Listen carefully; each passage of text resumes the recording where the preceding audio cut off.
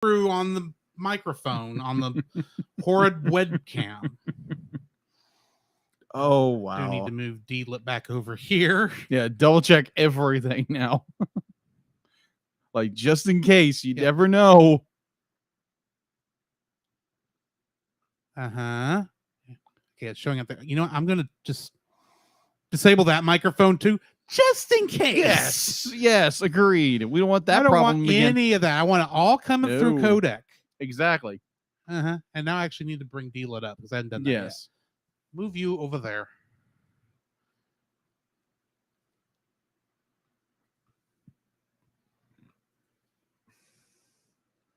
Scoot you back over here. Move. Drive. Hi, guys. This is Drew. This is Jacob. And we're not reviewing Oppenheimer tonight. No, sadly not.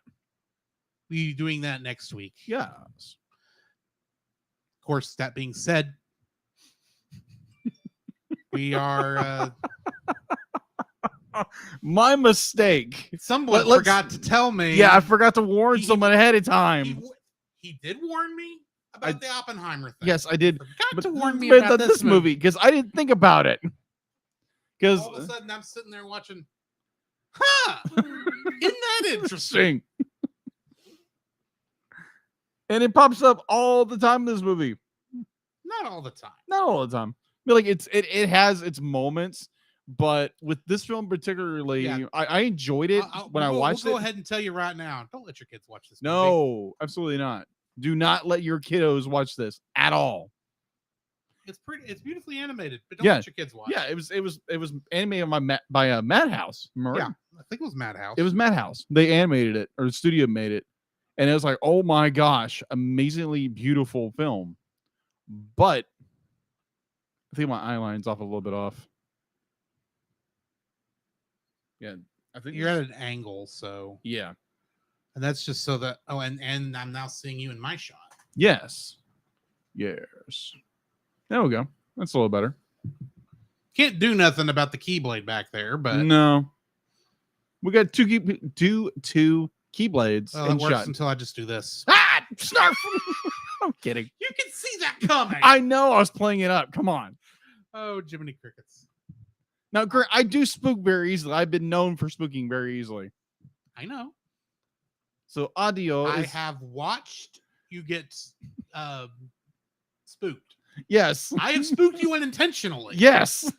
I have never intentionally tried to spook you. No. Echo cancellation, noise. Yeah, that's where it's supposed to be. Yes, good. I don't know what that is. Capture audio suitable for streaming high quality. Maybe worry about that later. Mm-hmm. Anyway. Yeah. I saw Facebook we're live. Mm-hmm. I haven't checked the We are on Twitch is live and YouTube is live. Good. Yeah. Maybe updating what services we're on soon. Really? I'm just adding some more on there. I gotcha. So anyway. Yes. Maybe we'll be on X. Since it's not Twitter anymore. They do have a video thing, but I've never set it up. Oh, okay. Nor do I know if anyone actually watches on that. Yeah. Because we know people like, the Twitter is it's just a wonderful community half the time. I'm tempted to call it Twixter. Twixter? Want to know why? Why? Well, it occurred to me. Elon has changed that name to just X, right? Yeah. Someone posted that in response to this, a bunch of the Kingdom Hearts fans, of course, are changed because everything's going X. That they've been posting they've been changing all their profile pictures to members of Organization 13 from Kingdom Hearts. All of them all of their names are the names of their their original human personas with an anagram of those with an X thrown in there. Okay. So this version of Twitter must be Twixter. Twixter. Twixter. That is hilarious. I mean, that's where Skrillex got his name from. Oh, okay. So, and then you have the all-consuming that most people haven't used yet is Threads. Yeah, Threads. I haven't touched Threads. Threads. We probably ought to get Threads on ours, but I hadn't touched it yet. Yeah, there's. I also need at some point for you to click a button on your thing so I can post to Instagram. Oh, okay. Because I could post to Instagram from our Facebook page. You could, but because I made the page and you made the Instagram and forgot the password, I did. I haven't been able to do this. Ah, okay. So I will make that available. We'll need to worry about that later. I'll do that. I think all I've got to do is go on. Is one of us has somewhere in your settings is where you hit the link. Yeah, there's a way to link it through the thing. Since you have it, it should automatically go. Yeah. Tell you what, we can we'll worry about that offline. Yeah, off show. Yes, we'll worry with that. Because that's what y'all wanted to be here for. Yeah, exactly. Hear us talking about Facebook streaming. Yeah, exactly. Social media nonsense. I still have no idea if anyone actually pays attention to. Some people we do. We get some conversations. Yeah, now. It happens. But yeah. So we will get started here momentarily. Yes. I do need to check and see if Deedlet's here. Oh yeah, loud. She's here and she's loud. Hang on. Very loud. I had her turned up just a touch too loud on our end. Okay, how's that? Much better. Much better. There we go. So, when you posted earlier on the Ninja Scroll thing, yes, and you posted it to Retro's page, yeah, I saw that. Somebody just approved us posting our stuff on their page or their group or whatever, and it sent through like 5 different things, and this confused Roy. He's like, I will read you. Yeah, I saw the thread on Discord. On Discord, I didn't know if you had seen that. Yeah, because I posted something like guilty as charged. I'm the one who did it. Oh, I didn't see that part. Yes, I just said it's probably you because I wasn't there. Yeah. Yeah. Francis says, "Am I crazy?" Yes. Or did at Drew Dodge and Cellcast just spam RRP's Facebook group with posts? Paul J. Powers says, well, Ninja Scroll is 15 years or older, and they are a VIP member of Culture Box. We're only VIP. Really? I thought we were a founding member, but I'm just messing with you. Francis says, oh, sure, but I'm saying Despicable Me, Boss Baby, and Ninja Scroll all posted 13 to 15 minutes ago. Mask of the Phantasm, too. Why Mask of the Phantasm? I only posted one thing, Roy. That's the only thing I posted. Paul J. Powers says, maybe because I just approved them to post, like the old ones. Oh, yeah, good point, Roy. I mean, Francisco said, didn't mean to say that needed to happen. I just wasn't sure what was happening. Then Paul J. Powers says, oh, it needed to happen. I read that. I was like, I was so confused. I was like, what in the world? The last thing Paul posted after you said guilty as charged says, it's not against any group policy yet. Hey, just try to promote our show. Be like, hey, if it's against policy, let me know. I won't do it. Nathan James Norman does it all the time, and we don't care. True. Not Nathan James Norman. Nathan Marchand. Yeah, Nathan. I know too many Nathans. Way too many Nathans. Yeah, Nate Marchand does it all the time on our show. Yes. Every single. It's like just look up and go, boom, boom, boom, boom. Well, there's something that does not connect to anything we've been talking about in this group. Oh, it's Nate Marchand. That makes sense. Exactly. The hype man himself about everything he does. He says it's a spiritual gift. Hype. Same with self-promotion is his spiritual gift. Nate. I'm just quoting the man. You are. That's why I went ahead and said, yeah, we'll join your group if you don't mind us spamming your channel too. Exactly. I'm trying to get better at doing the whole like memes throughout the week. And sometimes you're like, what in the world do you do on Wednesday? Well, that's when I'm supposed to be posting in Retro Rewind's Discord a meme, and I forgot this week. Oh, interesting. For my Wacky Wednesday. Wacky Wednesday. That's even better, a Wacky Wednesday. He put Hump Day Wednesday, and I looked at it and went, Hump Day just sounds stupid. It does. It's just going to be me tempted to post the stupid Geico camel over and over again. Right. So I'll do Wacky Wednesday, and then I forgot this week. Sorry, Roy. If you're in here, I don't know who's here watching. It's people have come and gone. Nobody yet. I've seen the number go up a little bit. I posted and shared, so I mean, I've seen it bump a couple times. Oh, okay. So Someone sees like, oh crap, it's these guys. Let's leave now. run away! Run away! They're talking about ninja movies. Which most people are like, oh my gosh, I love ninjas. These aren't ninjas. Technically, they are. Kind of not. I mean, sure, they're not running around in the black ninja quote unquote garb, That's true. but technically, ninjas didn't run around in those pajamas anyway. That is true. That's more of a. These are actually dressed more like what ninjas would actually be dressed like. Okay, well, never mind. That being said, Mhm. the magic ninjutsu in this movie doesn't exist. Oh, yeah, that's true. Yeah, Naruto, eat your heart out. Oh, this is more like Demon Slayer. Oh, yeah, definitely. That is more Demon Slayer Except Demon Slayer is a lot cleaner. Oh my word. Yeah. There again, my apologies, listeners, and We'll get there when we get there. Well, we'll get there. So I will apologize profusely because I think, ooh, pretty art. This is really cool. And like it's cool setups the whole bit. I did not think for 3 seconds. 10 minutes into it. Ain't that a thing? My gosh. What have I done? Oh, I'm just giving you a hard Oh, time. I know. We're 10 minutes into the thing. You Yeah, ready exactly. to do this? Yeah, let's right. throw a ninja star. The following episode of the Cellcast podcast involves us reviewing a movie that features nudity. Do not go watch this movie if you're a kid. All other viewer discretion is advised. But if you enjoy watching, listen to the Cellcast, continue on. Hey, let's. The Cellcast is recorded in front of a live streaming audience.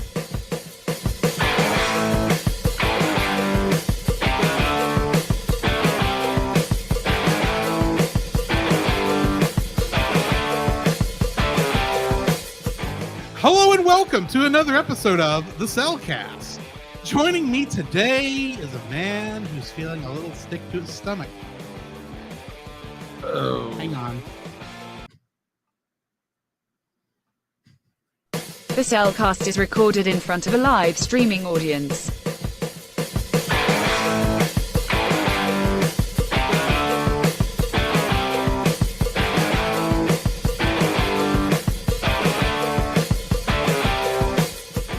Hello and welcome to another episode of the Cellcast.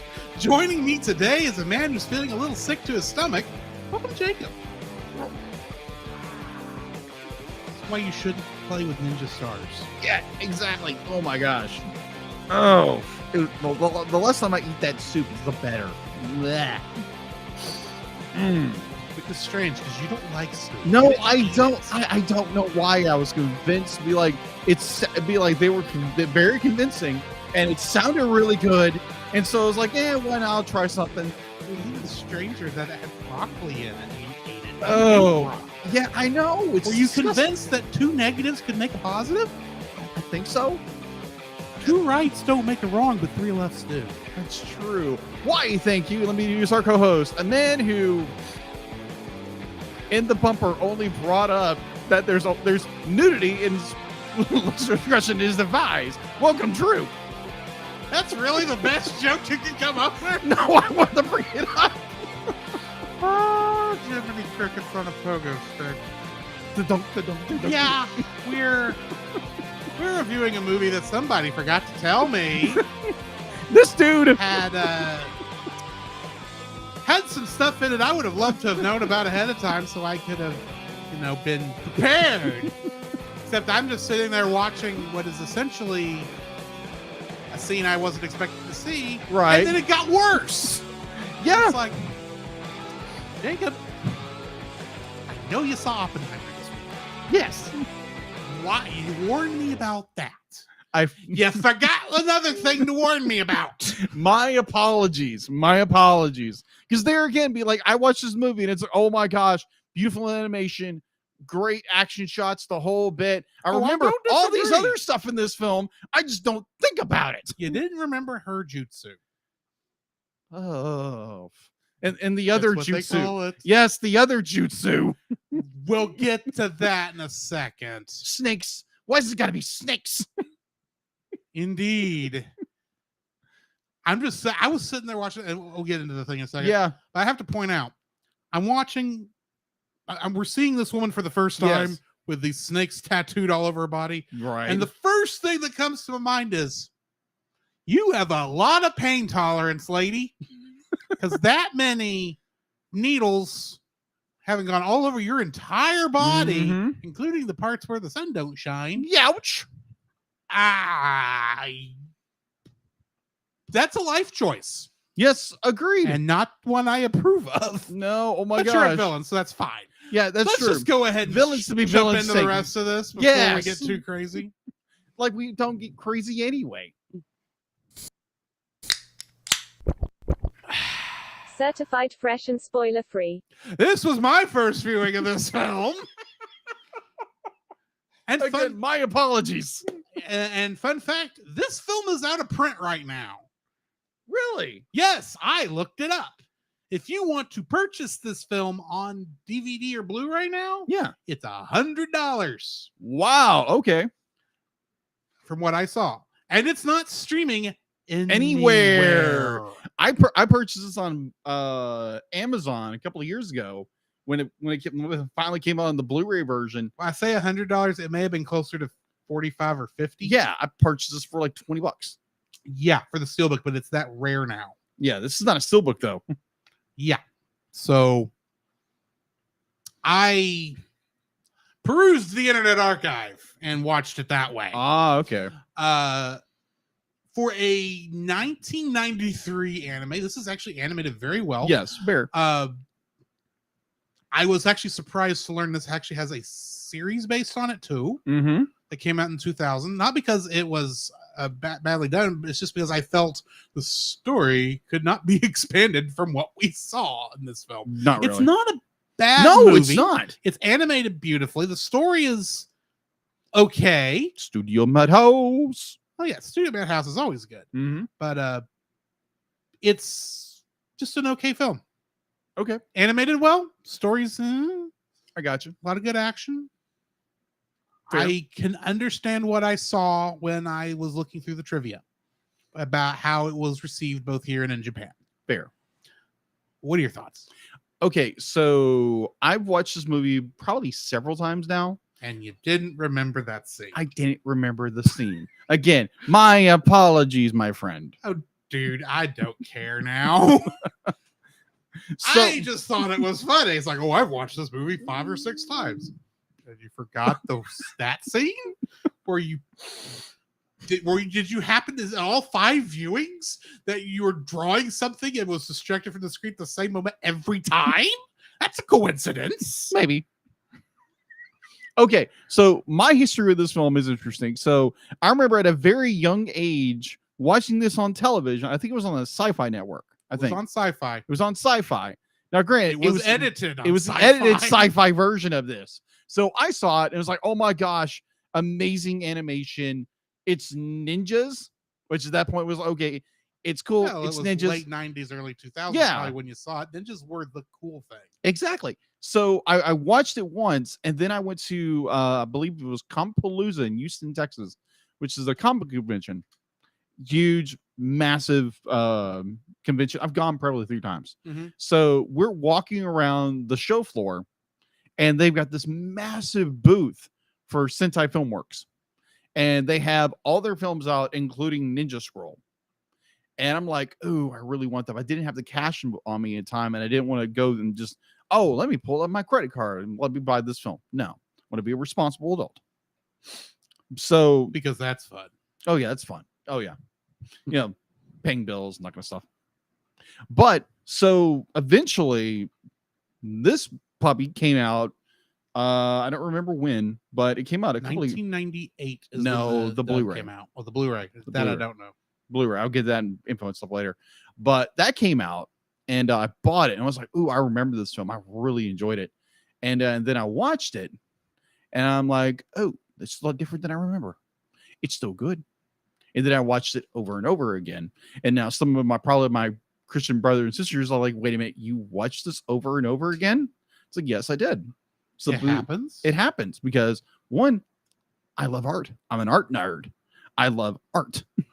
And so when I see stuff that this movie displays, now granted, a lot of it I do not condone in any fashion or form, Right. but when it comes to creativity, when it comes to artistic expression, I am all about it in some capacities. So I enjoy this movie for what it is. I probably watched it maybe like 4 or 5 times by this point. And again, my apologies for not warning my co-host for the obscene graphic nature of this film. It's not really that obscene. It's just you're sitting there and you're going, Hello. hi, I was not expecting to see you two here. Exactly. So, But yeah. yeah. So I mean, like, I have a fond love for this film. In the, I think this is the 5th time watching it. In the review section, in the review spectrum of watching this film, there's a lot of issues and a lot of plot conveniences and plot contrivances to get from A to B in order to do stuff in this film. Yeah. So yeah, we'll bring The that up. film could have been 2 hours long and it would have been fine. But yeah, because it's like what, an hour and a half? Hour and a half. It's an hour and a half film. It kind of jumps. Yeah, it jumps, and it's just there's so much conveniences in the story, and It's not the worst film. no, but plot it's convenience, it's more but- plot convenience to like, oh, set up this really really cool animation fight, and yeah. So I'll talk about another film I was watching when the movies we watched, and that's 80s to the cheese with plot convenience. But I enjoy it. I still enjoy it. I love the animation. The character designs are so well done. It is so 90s and like character designs. I thought it was from the 80s originally, but well, I mean, this is 1993. Yeah, the anime it's art still coming style, out of these. from like 85 to 95 is like the same in Yeah. terms of it was pretty much as best as TV cell animation could get before they started switching Agreed. to digital recordings. Mhm. So Yeah. which So still was using some cell, but anyway. agreed. There again, I still enjoy this movie. I do see the flaws in the film, and I'm gonna try not to apologize the entire time to my co-host for not Dude, telling you him. are fine. I already messed with you enough for this. Agreed. You get one more, and it's some dislikes. I'll just tell you that right now. Okay, got it. You Okay. ready to jump into actually reviewing this thing? Yes, let's do this Uh, before, the before I full- ramble more. The full spoiler-filled section. Throw a ninja at the star in the head. Wah! The following is a spoiler-filled review for the film Ninja Scroll. Listener discretion is advised. Very advised. Very advised. Ninja Scroll was written and directed by Yoshiaki Kawajiri, who also directed Vampire Hunter D Bloodlust. Yes, and you can tell. Yes. Oh, yeah. Getting into the cast, Kibagami Jubei, our hero, Mhm. was played by, and bear in mind, we are reviewing the English dub. Yes. What we normally do. And this dub was created by Manga Entertainment out of England. Yes. But I think, well, England is where the company was out of. Mhm. This is definitely an American cast. I think it's Mm. Ocean Group. Yeah, it's Could be Ocean. Bang Zoom. I'm not sure. It's Ocean Group, It's Ocean Group. as Okay. far as I understand. Was not sure. But anyway, yeah. So yeah, Kibagami Jubei was played by Dean Ween. Dean Wayne. I'm sorry, man. I'm screwing your name up. And in Ghost in the Shell, Yeah. he played Borma. You know, the guy with cybernetic eyes. Yes. I've got to say, I love his performance as Jubei. The entire Wouldn't make the connection those two were the same actor. no, but like his performance in this movie is so well done. Mhm. Be like his punchline jokes Oh, the yeah. entire time. It's like, oh man, this is good. Kagero was played by Wendy Lee, Mm-hmm. who also played Faye Valentine in Cowboy Bebop. Oh, that makes it. That makes more sense now. Yeah. That makes a lot of sense.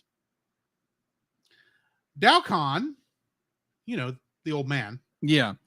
was played by Steve Apostolina, Apostolina. and he played the Destructosphere in Saban's Masked Rider. The Destructor The Spear. Destructosphere. all I hear is Destructo Disc from Dragon Ball Well, Z. that name was created when Saban was actually in charge of Dragon Ball. So Wait, what? no, you don't know this? No, I don't. What? Funimation, when they were doing the original English dub, Yeah. partnered with Saban to get all the funding because this was like the first thing Funimation ever did. And so some of the changes are made. Some of the changes you can trace back to Saban's involvement. In fact, Ron Wasserman Yeah. actually wrote some of the music in the first season of Dragon Ball for the English version. I heard about that. I was Yeah. like, what? He did not write Rock the Dragon. Oh, okay. Which is probably the most iconic song, probably from our childhoods, but He did not write that, but he did write some things. Anyway, got off slightly off topic. Yeah, here. mind blown here. Okay, Yeah. Saban was involved with everything in the 90s. Let's say that. More than you would think. You would think. Oh my gosh. Tessai was played by Kevin Seymour. This was the big rock guy. Oh, yeah. I had to say that. Good because comments of that guy. Because I was looking through the names when I was making this cast list and going, I don't know who any of you people are.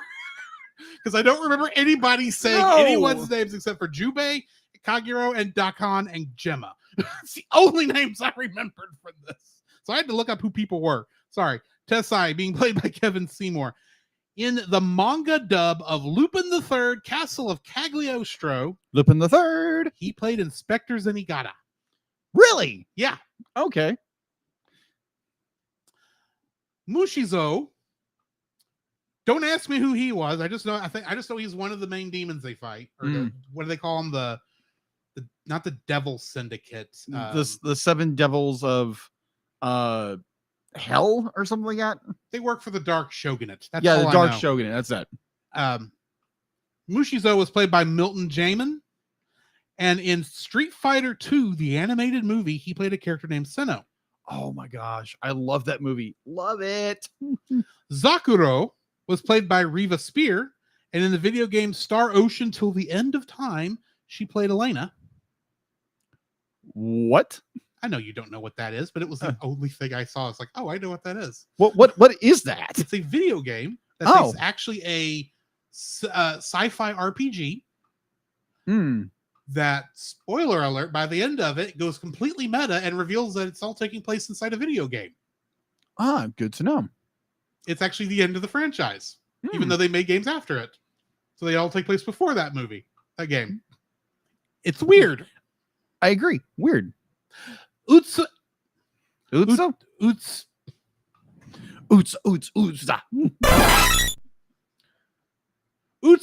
Mujiro was played by Kirk Thornton, and he has been voicing Shadow the Hedgehog since the video game Shadow the Hedgehog. That makes sense. Ever since our lovely co-host is a big fan of Shadow, or Sonic the Hedgehog, the blue blur. This will come back, by the way. Himuro Gemma was played by Richard Epcar, and in Street Fighter, the animated movie, he played E Honda. You know, the giant sumo wrestler with his 1,000-face slap. You don't know what I'm talking about. No, I don't. Because you didn't actually play the game. You just know the movie. I just know the movie, okay? The sumo wrestler. There had to have been a sumo wrestler in it since they I remember. That's what I'm talking about. Okay, that makes sense. Because I've seen the game. He was Hawaiian in the live-action film, but it's a different character. Different actor. But I had played the game a little bit when I was younger. I remember the levels that took place in the bathhouse. Yes, that's the guy. I remember him, and he has. I remember playing him. His special attack was 1,000 face slaps or whatever. Yeah, it was just like. Yeah, I never could pull it off. Kingdom Hearts connections, starting with the English dub. Okay, so I'm just curious. I said starting with the English dub. Oh crap! You're not giving me a chance to figure out how many. Okay, hang on. Okay, English dub. How many? This was 1990. Oh, it's the 97. movie was 98. The English dub was 1998. Yeah, 98. So Kingdom Hearts would have came out what year? 2002 was when the first game came out. Oh, okay. So and one of these people was in the first game. No, he's not in the first game. He gets replaced later on. Sorry. Oh, okay. This is the second guy to voice these characters. I would say probably like a good solid, like maybe 8. In just the English dub? English dub? Okay. I'm only asking for English dub first. Oh, okay. So maybe 5. 3, and that includes the Smash Brothers. Oh, okay. I was okay. Continue. Richard Epcar, voice of Gemma in this, or Mhm. Gemma. I don't know how you say his name. Gemma. He is the second voice actor to play for Ansem, Seeker of Darkness, and Terra Xehanort in Kingdom Hearts. Whom I know very little about. Do you remember when we were doing that live stream of Kingdom Hearts, and there was the guy in the near the beginning in Destiny Islands that was covered in a brown robe and you couldn't see his face? Yeah. That guy. Okay, yeah. I remember you mentioning that That's name. not the actor playing him at the time, Mhm. because that's Billy Zane in the first game. Great actor, by the way. Oh yeah, but Richard Epcar replaces him later on. Oh, okay. Kirk Thornton, who was Mujiro in this, along with playing Shadow the Hedgehog in Smash Brothers, Mm-hmm. he was also Sykes and Isa in Kingdom Hearts. Hmm. And Wendy Lee, the voice of Kagero, in this, Mm-hmm. she played the character Lynn from one of the Fire Emblem games in Smash Brothers. Okay. Take a guess on the Japanese cast. Oh my gosh, I'm fairly certain it's probably a lot. Yes. I would probably go with 10. 5. Wow, I was off. Which means your initial guess of 8 I was spot on. Nice. Okay. So you get a half point. Nice. Koichi Yamadera, who was the Japanese voice for Jubei Kibagami. He voiced Genie, Beast, and in Smash Brothers, the Pokemon Mew and Marshadow. Okay. But the biggest thing he did in Kingdom Hearts, believe it or not, was Donald Duck. This is the guy who voices Donald Duck in the Japanese version Oh, okay. of Kingdom Hearts. The main character of this anime. Wow. It's just not a connection you expect to make. No, I would think it's like, okay, I want to hear this guy's actual performance as Donald Duck. That'd be interesting. After the show, I will show you. Of course. Because I had to look this up too. Norio Wakamoto, who was Mujiro in this, is in Kingdom Hearts, plays Xemnas, and in Smash Brothers, Metal Face. Shuichiro Moriyama, who was the Chamberlain in this, voices Flotsam and Jetsam in Kingdom Hearts. Kaoru Wada, who was the composer for this film, would go on to be the orchestrator for Kingdom Hearts 3 and compose the boss fight music for Rathalos from Monster Hunter in Smash Brothers. Huh. And Takeshi Aono, who I keep wanting to call Takeshi Ano for some reason. Takeshi Ano. I think I'm combining like you probably guy are. From the name of the main hero from Kamen Rider with Hideki Anno is the guy I keep connecting him with. Sorry.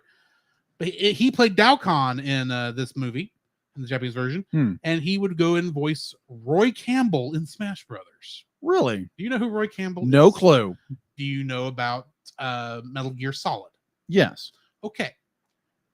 Metal Gear Solid has a number of side characters that talk to Solid Snake on his little codec from time to time throughout the game. Okay. In the Smash Brothers level, both in Smash Brothers Brawl, where this initiated, and in Smash Brothers Ultimate, if you are playing, if a character is playing Snake and does a taunt, you have a chance to bring up an actual codec message among the characters that will talk about whoever Snake is fighting. Okay. Roy Campbell is one of these. Anyway, that's all I've got for the cast and crew such. Okay. What do we got in info and stuff? All right, so let me get to info and stuff.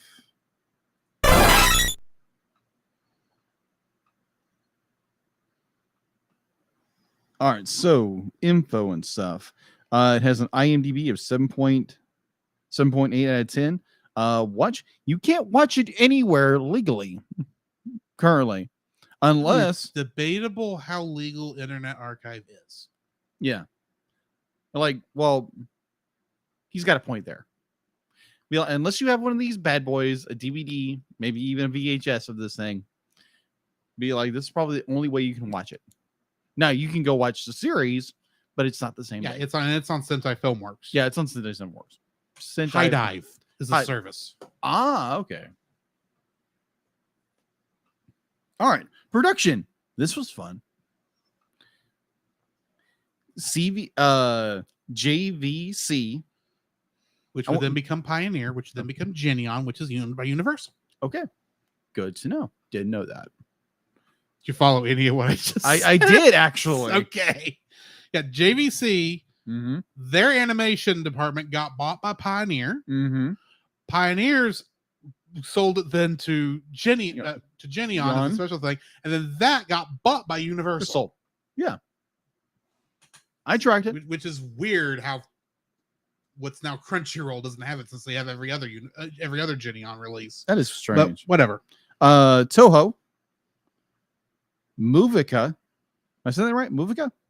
Probably. Movic. Movic. Movic. Okay. I Movic. like to move. Movic. And to round out the Crime de Resistance, Madhouse Productions. Our animated mouse productions. Yes, whatever. Anything that studio does is gold, animation wise. It's gonna be good. Mm-hmm. All right. Distribution was by. Wow, I just went blank. How do I say this word? Sentai. No. Who? Tokyo. Tokyo. Yeah. Tokyo. Tokyo. Thank you. Tokyo. Yeah, Tokyo. Like, yeah. Is this TMS? Tokyo Movie Studios. No, theatrical companies. Yeah, but okay, never mind. Yeah. Reading disorders. You gotta love them, right? Release date. It was also released by here in the States was Tokyo. Okay, yeah, sorry. Manga Entertainment in 1998, right? Yeah, 98, and then Sentai Filmworks picked it up later. Because most of manga entertainment is no longer exists. That is true. Release date was June in Japan in June 3rd, 1996. It would be later brought over in the States in 1998. Box office. It actually had a box office. Worldwide gross was $1,733. That's it. No budget, no nothing. Home release. The film was licensed to Manga Entertainment in Australia and North America until 2012, while the UK kept the license and released the movie in a Blu-ray steelbook form in October 2012. The film has since been re-released in North America by Sentai Filmworks, who re-released the film on DVD and Blu-ray in November 2012. So I bought the film probably around 2013. Mm-hmm. Okay, it was one of the first Japanese movies released in the United Kingdom in 1995. The BBFC, I'm not sure what that stands for, are film critics, I assume. BBC Film Critics. I could be wrong. Cut the UK version approximately 55 seconds to remove some very bad stuff I'm not going to mention here on our family-friendly show. And The images stuff I should have been warned about. Yeah, exactly. Put it that way. Yeah, exactly. And the UK in the 90s, let's just say this. And images of throwing stars. Because you couldn't say ninja in the 1990s. Yeah, that's right. Yeah, because the Ninja Turtles. They couldn't be. They got to be Hero Turtles. They had to be Teenage Mutant Ninja. Teenage Mutant Hero Turtles because ninjas were too violent. Yeah, exactly. I get where you're coming from, but this is still stupid. Agreed, but it's the 90s for you. All right, these cuts were waived in the 2004 10th anniversary Ninja Scroll was released in Australia by Manga UK in 1995, uncut, with a MA14 plus classifications in 1997 after it was screened on SBS. Former Attorney General Philip Ruddock,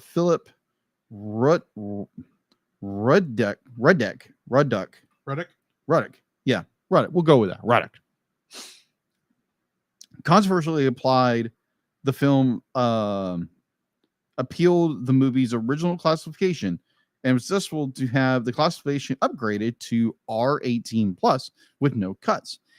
In June of 1998, it was broadcast twice on midnight on the new Teletoon station in Canada, along with episodes of Macross plus OVA series. G-Kids!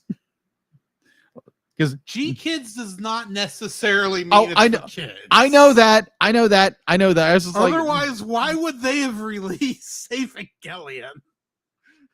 That's true. I'm just saying. Oh, I know. I'm just joshing about it, just saying that because it's just like G-Kids releases everything.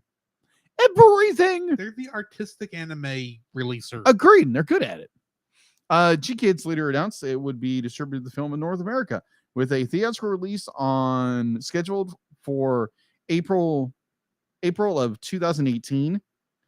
That would have been interesting to go see a film like that in theaters. You just don't tell your mother where you're going. Again, if you're underage, do not go watch this film. I highly strongly recommend it. Do not watch this film. If you're underage. Do not go watch this film, period.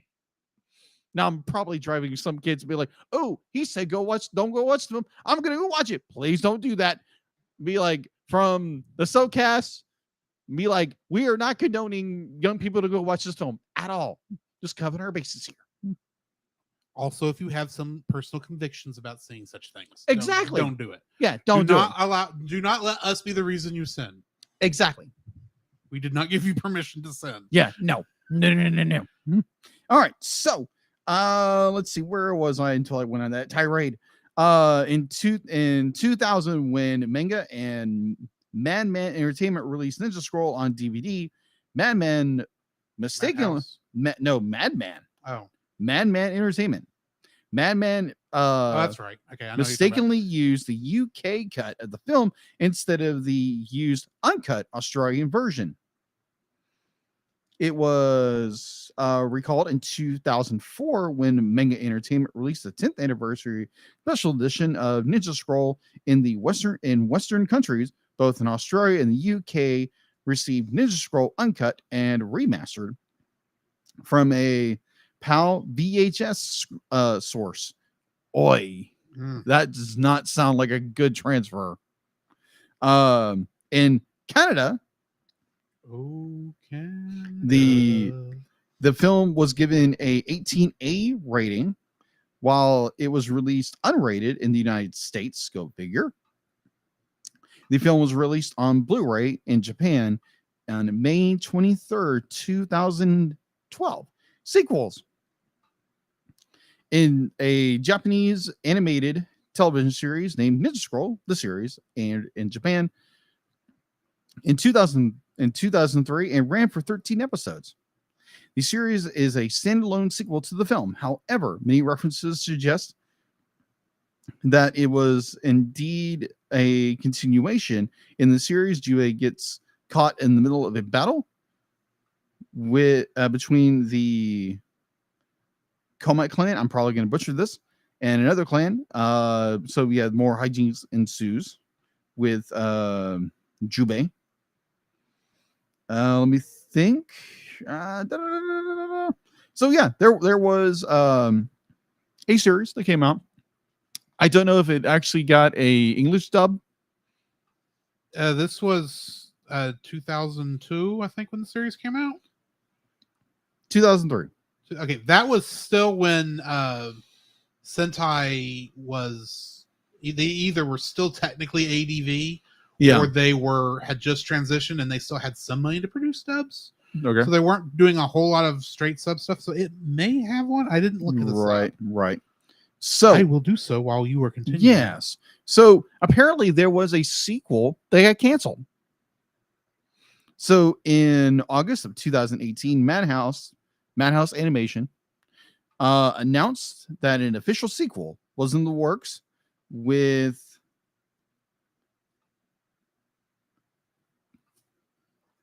I am terrible at pronouncing names. The director and writer of this film. Well, in your defense, it's a tough name. It is a very tough name. And you would ask me that when I was on another page. No, you're good. I'm gonna. So I can't. Hang on. No, you're good. Where is the thing? Where is the thing? Yoshiaki Kawajiri. Yeah, Kawajiri. Kawajiri. Thank you. Because I was scared to death to say that word. I was like, I'm going to butcher this and say it the wrong way. Kawajiri. Which that makes it Kawajiri. Yes. Would return as writer and director. In 2012, the studio released a teaser trailer for a 3-episode short animation titled Ninja Scroll Burst, intended to attract investors on the project. In February 2014, Madhouse CEO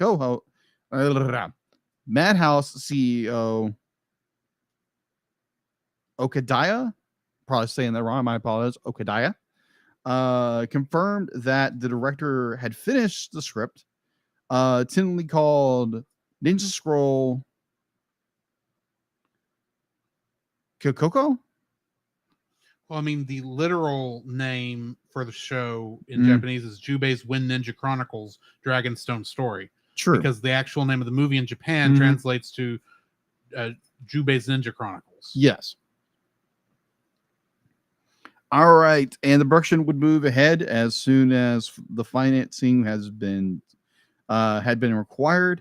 He also divulged the studio was experiencing difficulties trying investors due to the fact that the original film was not a big hit in Japan. And as of 2019, the project remains in limbo. Let's see. In North America, this one was fun.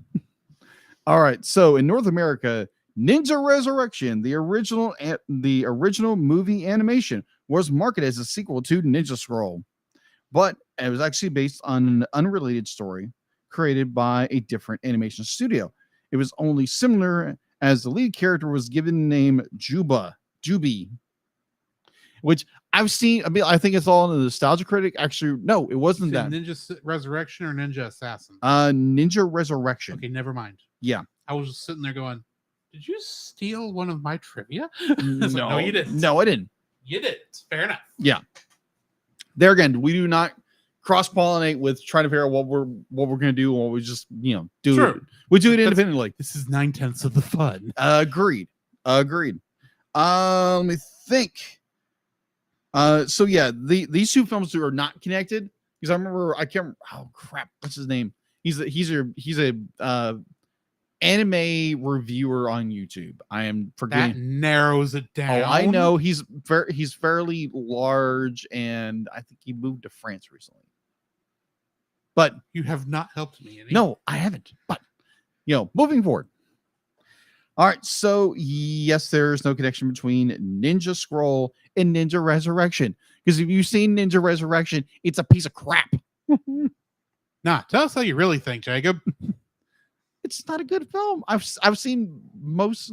No, I can't say because I've never seen the film. I've seen most of clips and people reviewing the film, but I don't have a personal review of the film myself, so I can't officially say it's a piece of crap. I've heard people say it's a piece of crap. Okay. So apparently there was a live action adaptation in the works. Yeah. We really want to adapt this movie. Yes. I was moving my microphone. Oh, I thought thought I was doing. I thought you were like, can I say something? No, I was like, I don't really like where my microphone is. Oh, I'm just gonna move it gotcha. over. Okay, cool. All right. And now I have to do this. Delete this. You ruined my fun. And That happens. All right, so apparently we were going to get a live action adaptation in air quotes for our audio listeners. In October of 2008, it was reported that Warner Brothers had acquired the rights to develop a live action adaptation of Ninja Scroll by Leonardo DiCaprio's production company. that would have been an interesting That choice. Would Leonardo DiCaprio be Jubei? That would be interesting. He couldn't play the comedic timing whatsoever. But Leonardo DiCaprio is a good actor, just not comedy. Mm-hmm. It's like, oh, that's my best hat. I don't see Caprio, I don't see him doing that. But Madhouse and the Japanese producer, Jungo Mendru, again, I'm going to butcher these names to death. I apologize. Wolfram bought the project. Screenwriter Alex Tush, who co-wrote the 1998 film Watchmen, the Zack Snyder film, was hired on as a screenwriter. In 2009, it was reported that DiCaprio would act as producer and was considered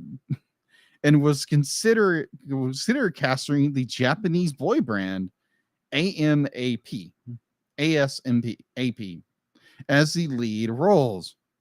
What in the sand hill is this? That sounds weird. I don't know who this boy band is, but a boy band playing this kind of movie? Really? Well, I mean, DiCaprio, I think you spend a little too much time in that cold water on Titanic. What is wrong with you? well, I mean, anime is most of the time voiced by idol groups. Oh, I mean, agree. I'm sure this boy band may have voiced a few characters. Probably with nuance. Let's move forward. I just found that weird. I was like, okay, that's odd. But there again, I have the information available at this moment. Yes. And your Kingdom Hearts key is wiggling. Yes, I know. Yeah. Weird. The keychain. Keychain. Moving on. In 2015, Dracula Untold, which I have told was not a good film, director Gary Shure revealed that he once had been attached to the film, releasing a concept trailer he had provided with motion capture by 8711 and animated by the Third Floor Productions. In 2018, the production remains in development hell. That's all I have for info and stuff. A lot of stuff I did not realize about this movie. And now you know the rest of the story. Getting into the summary, however, in Edo period Japan, the Yamashiro clan mines gold in secret and sends a shipment to the Toyotomi Shogun of the Dark as payment for his protection. Mm-hmm. The Shogun of the Dark intends to use the gold to buy advanced Spanish weaponry and overthrow the current government, the Tokugawa Shogunate. The ship runs aground onto Mochizuki territory in a storm, and the 8 Devils of Kimon, a ninja team with supernatural powers in the employ of the Yamashiro, kill the people of the nearby Shimoto village to keep the gold shipment a secret. While investigating the deaths, the Mochizuki Koga ninja team is massacred by the devils. The sole survivor, the Kunoichi Kagero, is captured by a devil, Tessai, who attempts to know her biblically. She is rescued by Kibagami Chubei, a mercenary ex-Yamashiro ninja who fights and eventually kills Tessai. Daokon, a Tokugawa spy, blackmails Jubei into helping him kill the remaining devils. To ensure his compliance, Daokon stabs Jubei with a poison shuriken and promises to give him an antidote once the mission is complete. Jubei learns from Daokon that the leader of the devils is Himuro Gemma, the former Yamashiro ninja leader who has ordered his team's members to kill each other to cover up the location of the gold mine 5 years earlier. Jubei, who had been forced to kill his comrades to survive, decapitated Gemma in revenge. Gemma survived due to his immortality. Hmm. Ain't that convenient? Yeah. Jubei is attacked by another devil, Benisato, but he is saved by Kagero before she can be questioned. Benisato is killed from afar by Yurimaru, Gemma's right-hand man, for failing her mission.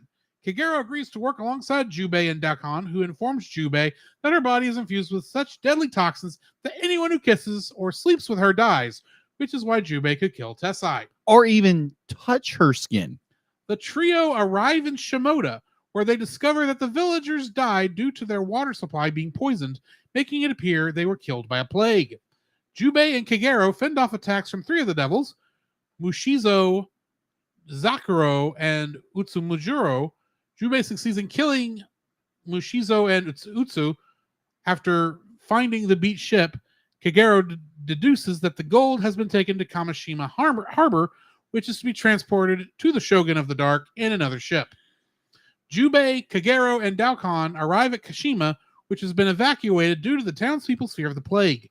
While Jubei battles another devil, Shijima, Kagero sends a message to Sakaki Hyobu, the Mochizuki Chamberlain, to bring his army to the harbor. She also learns from Daikon that Jubei's poisoning will only be cured if he gets to know her biblically. The poisons in her body will counteract this. Somehow. Kagero is captured by Shijima and Jubei kills him, rescuing her once more. Kagero asks Jubei to get to know her to cure himself. He decides against it, and upon arrival of the Shogun of the Dark envoy in a ship, he leaves to prevent the gold reaching its destination. Kagero arrives to meet Sakaki, but he stabs her, revealing himself to be Gemma in disguise, as he has murdered the real one days before. And apparently he's a shapeshifter. Enraged, Jubei fights through waves of ninjas, but is nearly killed by Yurimaru, a gunpowder-rigged rat left as a trap by Zakuro for Yumimaru for rejecting her advances. Kills him, allowing Jubei to escape. He finds Kagero mortally wounded. She admits her love for him, and they kiss, curing Jubei's poisoning. Before dying, Kagero gives Jubei her headband. Jubei and Daikon board the departing ship. On board, Gemma reveals his true intentions: to use the gold to raise a ninja army to terrorize Japan, rather than serve as an ally to the Toyotomi, to a masked samurai who serves as a Shogun of the Dark's envoy, and proceeds to kill him. During an altercation with Zakuro, Jubei and Daikon set the ship ablaze. As Jubei and Gemma engage in a brutal fight, the gold becomes molten and engulfs Gemma, who sinks to the bottom of the sea. Afterwards, Daikon thanks Jubei and expresses admiration for his and Kagero's humanity. Jubei resumes his vagabond lifestyle with Kagero's headband tied around his sword hilt. Getting into the trivia for this film, as you said earlier, this film was not as successful or well received in Japan as it was in the United States. The concept of Ninja Scroll arose from the director's fascination with ninjas and the idea of them always trying to trick each other.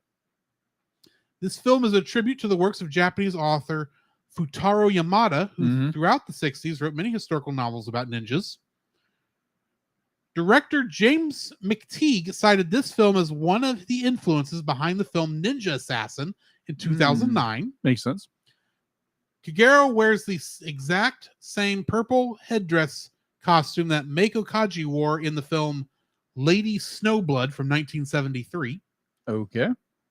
This aired on the Sci-Fi Channel as part of their Animunde block in 2008 with a TV-14 rating. That makes sense. This version cut or digitally obscured knowing scenes and removed a few instances of bad language. I'm sorry, this is a joke now. However, all the violence was left intact. The same edited version was later shown on the horror-based Chiller channel. Ah, that makes sense. The British Board of Film Classification cut 52 seconds of the film with high violence and getting to know one another. Now, Manga Entertainment re-released the film on Blu-ray uncut past 18. This is one of Yoshiaki Kawajiri's proudest works, along with Vampire Hunter D Bloodlust in 2000 and Wicked City in 1987. Emi Shinohara and Wendy Lee, who voiced the Japanese and English versions of Kagero in this film, also share the same role in Vampire Hunter D Bloodlust. They both happen to voice each other in each movie. Okay. Ninja Scroll, in Ninja Scroll, each frame was drawn and completed by hand. No copies, reused, or reprinted duplicates were used to complete the entire film. Wow, that's impressive. And for those of you who don't understand what we're saying there, yes, of course, it's 1993. There was no digital production at this time. Mm-hmm. What we're saying is they didn't copy scenes. There's never a point with reused animation throughout the entire film. Yeah. That's what is impressive. Yes, completely. Even Disney couldn't get away with that at this time. No. They were using fax or not Xerox. Xerox. They were using the Xerox method. Yeah. And copying all their old films. Mm-hmm. But a lot. Yes, a lot. What's your first like for this film, Jacob? My first look at this film is the animation itself. It is so brilliantly done because there again, Madhouse is involved with it. And I'm trying. Do you recall like other projects where like Madhouse has done that are just so iconic? Would yeah, I bring did. that. I did, and I hold on. I am looking it up right now. Give me a second. Yep, same here. It's a mad, mad world. Don't you love it when you say something you're not prepared for it? Okay, we got. I'm looking for stuff I recognize on this list. First, Vampire Hunter D, Bloodlust. I did enjoy Beck Mongolian Chop Squad. That was a series. Death Note. Yeah. Trigun. Yeah, they did Trigun. Let's see. One Punch Man. Exactly.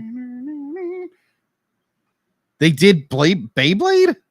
I'm sure they worked on it. Yeah, they worked on it. Let's see. Card Captor Sakura.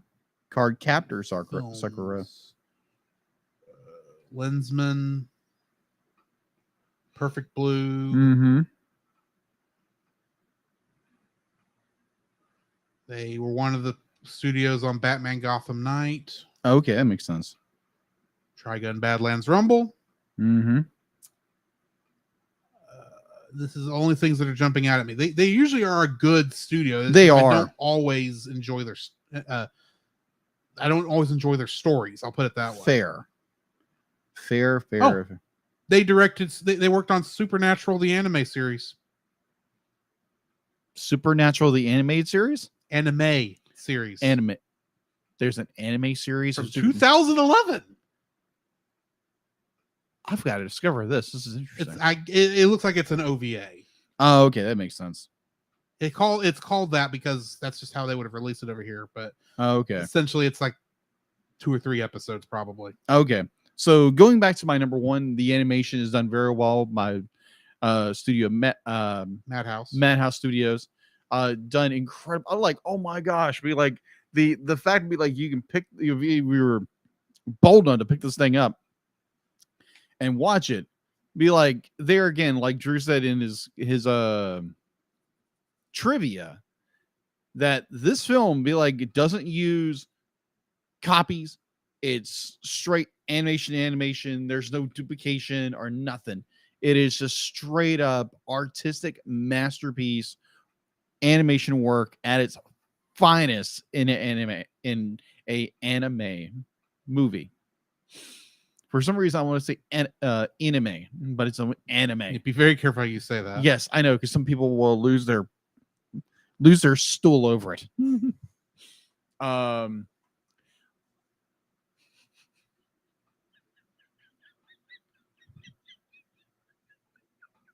Continue. Sorry. All right. So, yes, the animation of this movie is so well done. Be like from just like character designs and the whole bit.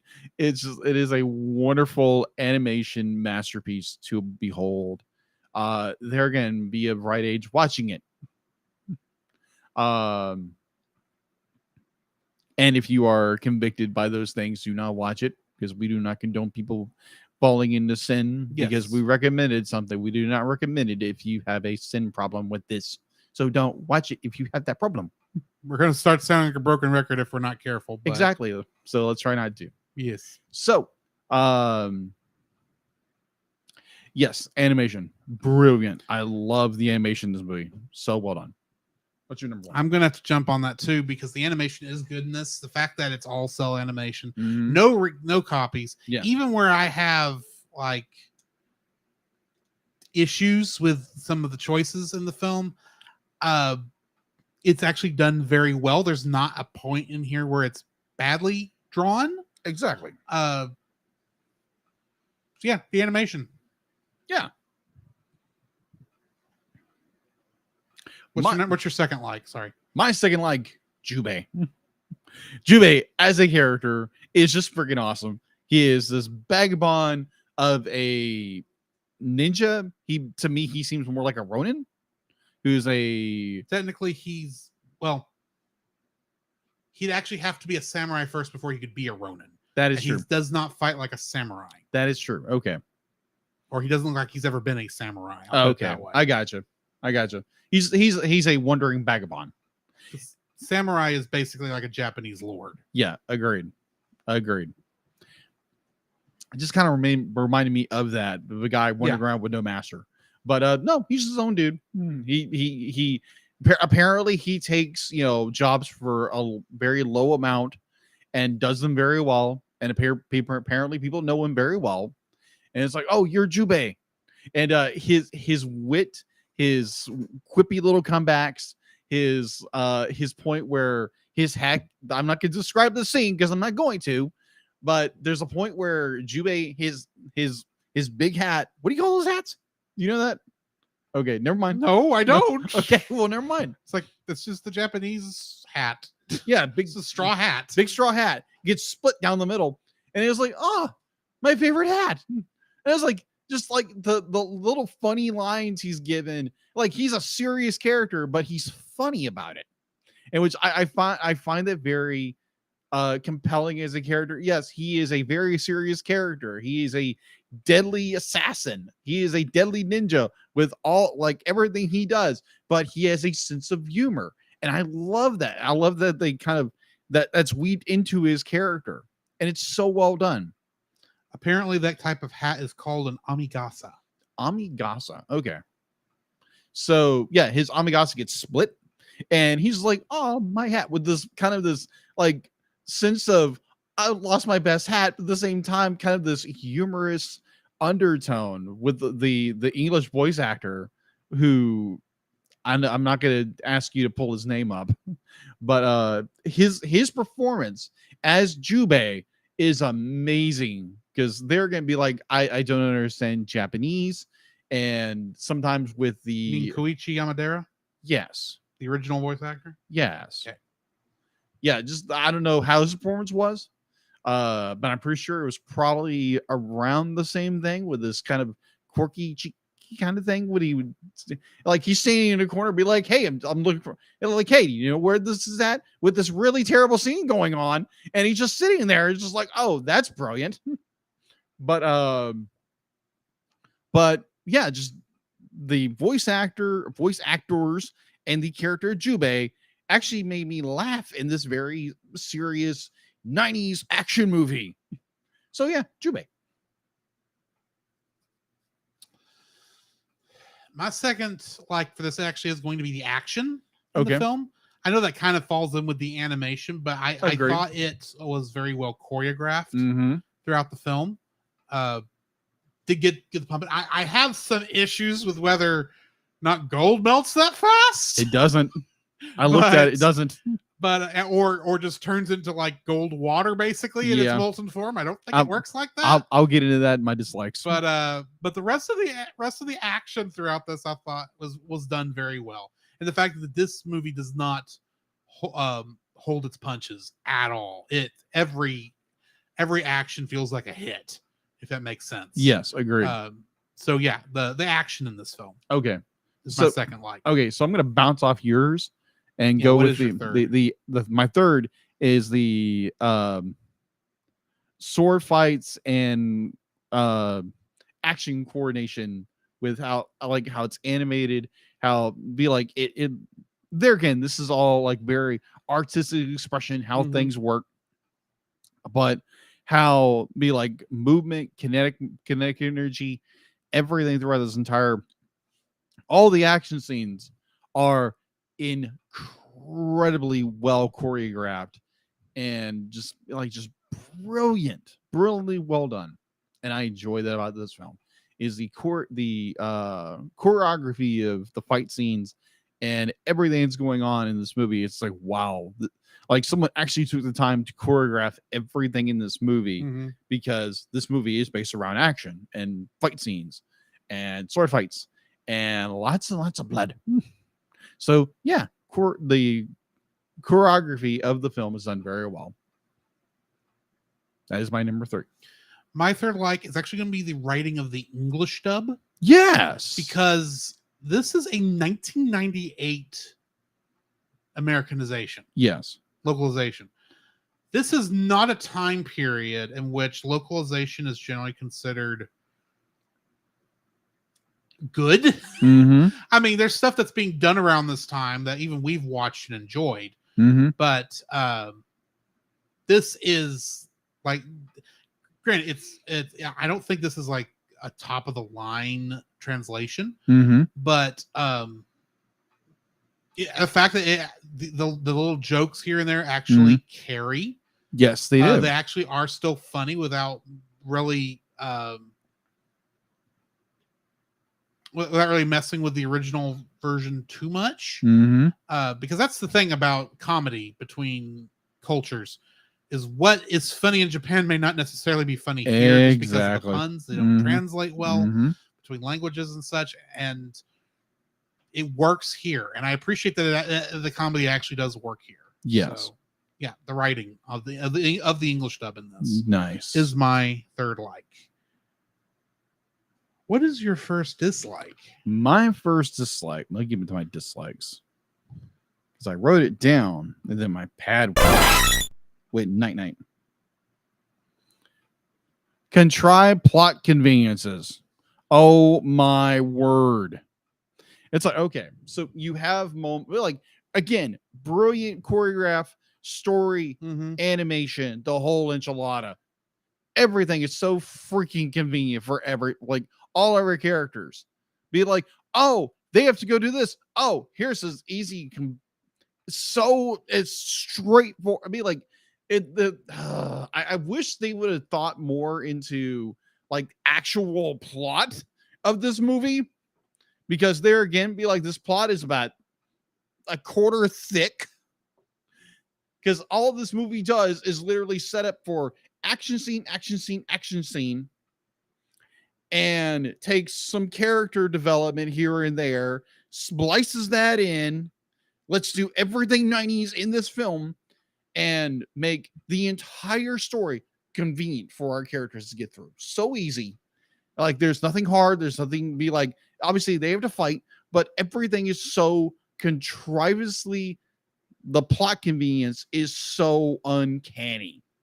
Because our characters literally have to do nothing and the plot will come to them. Or, oh, okay. So Jubei got stabbed and he's now going to die. Oh, this is the XYZ. Be like, oh, that's so easy. But like, granted, the storytelling is very well done, but the plot convenience is so aggravating beyond belief. It drove me nuts this time watching it, because I watched it for the first 4 times and it was like, oh, okay, that's cool. Kind of paying attention to it a little bit, making it in mind. It's like, oh, wow, this is really good. And then watching it for this review, putting my reviewer glasses on, if I was wearing glasses, my reviewer contacts, you start seeing that. It's just like, that is a little too convenient. Like, all the time throughout this entire film, it is way too convenient for everything to happen the way it does. And so yeah, the plot is way too convenient for everything. And I don't know if you have any comebacks for that, but that is my first. It's just the plot is too convenient for everything. There's no real high stakes, and be like, there's no like mounting tension for our characters because it just comes with them. I don't have a comeback. Okay, then. Want to know why? Why? because my first dislike for this film Mm-hmm. is that despite the action and the ninja fighting and all Yes. this other stuff, this story is just so dull. It is dull. It's a very dull story. I got bored with this film. Wow. I was on my phone for a good portion of this film. Oh, I feel bad because it's like I should be paying attention. Yes. For this because I got to review this for the podcast, and some of this animation is done very well, but there's just I would agree. I don't care. I literally don't care about what happens in this film. And that's my first dislike. I don't care about anybody. Jubei at least is a likable character, Right. I agree. but he's never gets a chance to really be anything but what he has to be to survive. Exactly. Be like, yeah, we understand. Be like, oh, he has this past. Yeah. It's like, oh, be like, he got betrayed and now he just wonders. And it's like, okay. Now maybe they explain a little bit in the animated series, but I haven't watched it yet. I was watching this and going, I don't understand why I should care. Yeah, agreed.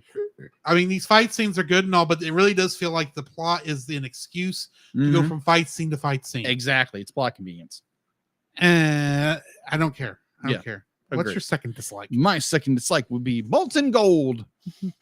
So our big final plot convenience story beat in this movie is that Jubei is now, oh my gosh, the girl I've fallen in love with over this journey has now been betrayed and now died, and I got to smooch her for once. And I got her headband, so now I'm a mad ninja who's gonna go slaughter some people. And now he he sees his arch enemy who he thought he had killed. They're like, oh, he's in the afterlife. It's like, no, he's alive. What? Granted, I will say this. It's the only thing I will say positive about this. Okay. If you're going to, the only way you're really going to quote unquote kill an immortal person Oh, I agree. is trapping them in metal underneath the water. Oh, I agree. mean, I agree. I agree. It's going to be hard for them to break out. I don't care how good their jutsu is. That is true. So here's my problem with this. So watching this, I'm thinking in the back of my head, it's like, wait. So I paused the movie and I watch. I'm like, wait a minute. I can't remember. Like, there's molten gold in here at some point because that's our main villain is Sense of the Bottom Moshe as a gold statue, which there again is kind of stupid, but still. No, it's Japanese. That's action true. Stuff. It's that sort of thing I would forgive in a tokusatsu or a well-written story. Yeah, it's an action movie that's animated. Yeah. So But if the story had been well written, I wouldn't care as much. Yeah, and the story wasn't well written very well. Be like, there's points where it's well written here and there, but overall, it's kind of. I agree with you. It's kind of dull. But so I stopped the film because I kept thinking, it was like, wait, how hot does an actual fire in a boat get? Not that hot. About 900 degrees. Gold starts to melt at. Well, now let's be fair. Did you check a boat that was covered in oil? Because it was doused in oil. No, I did not. But I'm sure it's not that much different. No, it's not. It'll probably read about 1,000 degrees. Yeah. Oil. I mean, like oil. Gold starts to melt at 12,000 degrees Fahrenheit. Yeah. So I'm thinking, okay, that's not gold. That is fool's gold. That's fool's gold. That means it ain't worth jack squat. Yeah. So you killed thousands of people for fool's gold. Great job. Great job. Great freaking job. Like you went down to your golden grave with fool's gold. Great job. So be like, yeah, this whole idea, this whole plot of the very end that they're going to steal all this gold, put it in the bottom of their ship, and how long does this ship burn? Because it takes a long time for that kind of heat to. It takes that long time for a wooden ship to burn. Period. Exactly. And it's just like, oh, I looked it up because I'm a nerd like that, and like if we're using oil or anything to like a house fire, gold just sits there. Be like, it will not melt. It takes a lot of heat to melt gold, and that kind of heat isn't gonna melt it. Granted, in a better written story, Agreed. wouldn't care because I think, oh, that makes sense. That's a good way to knock this out. Yeah. I would be able to suspend my disbelief. Yeah. But I'm sitting here going, that ain't gonna work, buddy. That's not gold. No. You got fooled. I'm not even sure that's metal the way it's moving. That literally looks more like you're somehow melting a giant keg of water, if you catch my meaning. Golden water. Russian water. We'll go with that. Vodka? Vodka. I wasn't referring to vodka. Okay. I was referring to what vodka looks like on the other end. Oh, okay. Catch Gotcha. my meaning. Gotcha. Anyway. Nick, understood. Okay, I'll say it since there's no kids listening to this episode. Piss. Fair. Okay. That was piss. Okay, it looks like urine. Okay. I gotcha. Jiminy Cricket's on a bugger stick. Yeah, because it doesn't look like gold. Like the fact be like, oh, it caught fire and melted. That's not how fire works with. Like, this is not magic fire. This is not magic fire, people. This is regular fire. That's the thing. You called it magic fire. All bets are off. I don't know how magic fire works. Exactly. But it's regular fire. It's a sailing ship. It's like or a rowing ship at this point. rules. Yeah.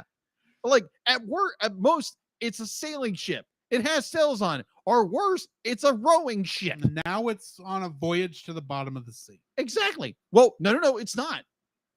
Like the Bottom gold, of the river. the gold deal's on the river, but the main mass of the ship stays above water because that's where our characters are at the end of the film. Oh, that's just so they can stand on the top of the sails like true ninja. Yeah, exactly. So yeah, be like the idea of like, oh, I'm gonna like totally just buy this, not for 3 seconds, pal. It's like, no, the nerdy art nerd in me says, no, you cannot melt that much gold that quickly to make a river of gold that you fall into and become a gold monster. You are not Bio Broly. Less said about that movie, the better. I watched the movie once. What the heck? That will not be a movie we watch, except for Bad Movie Month.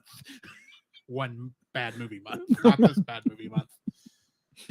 But so yeah, the river of molten gold I didn't buy for 3 seconds. So yeah, that's my number 2. It's like is molten gold. My second dislike, while is not Kagero herself, Okay. it is her jutsu. It is let me explain. Okay. Let me explain because it's actually not. Explain yourself, good sir. The nudity, while I don't like it, Right. is a separate issue here. Okay. That's a third dislike. But my second dislike. Okay, fair enough. Go ahead and warn you. Fair. There it is. Spoil it. No, my second dislike though is her jutsu doesn't make any sense. Is she immune to every poison and venom under the sun? Apparently. And then somehow she can hold it in her system so that anybody who even touches her, much less all of the other things that they can do with her, Exactly. immediately kills them? Well, maybe not immediately because our rock dude didn't die immediately. True, the rock dude did take a couple days, but He kind of crumbled. Somehow did kill him. Yes, it did. And it was a couple days, so it's like, are we even sure Jubei is going to survive? Because he even touches it with his bare hands. Yes, and the only reason we think he will is because crotchety old man says, "Oh, her poison is strong enough to destroy your poison." Blocking me. It's What the heck is that mean? yeah. It was like Poisons do not attack poisons. they don't counteract each other. I mean, They one could. could technically Could. work as the antidote for the other, but you never can say that. It's That's so- not what you said. It says, "Oh, the poison I put into you is specifically designed to be counteracted by the poison in her." Now, hang on just a second. Mm-hmm. Her poison is not generated by her. No. It is what is put into her by all the other things. So technically, unless you knew she was going to get bit by Snake Lady, Mm-hmm. You don't Boy. know what kind of demonic Exactly. demon jutsu poison is in her. Right. Her jutsu doesn't make sense. No, it doesn't. And I can't, granted, like I said, better written, a little more well thought out. Agreed. Better explain like this is something she perfected so that she could be the wine taster for the emperor. Yeah. Which is what I assume is why she Yeah. got it in the first place, or whoever their leader is. Yeah. Who's gone. That's why Her she clan goes with leader. the other people. Yeah, her clan leader. Whomever. Yes. You explain it like that, I could go with it. But you didn't. No. You just said, "Oh, she's got an interesting jutsu. She kills anyone she has relations with." Yes. And then she explains later that it's like anybody who touches me will die. Not having a biblical relationship with them. Which then just, granted, that makes me think, okay, you're Rogue. Yeah, pretty much. Except Rogue was a likable character.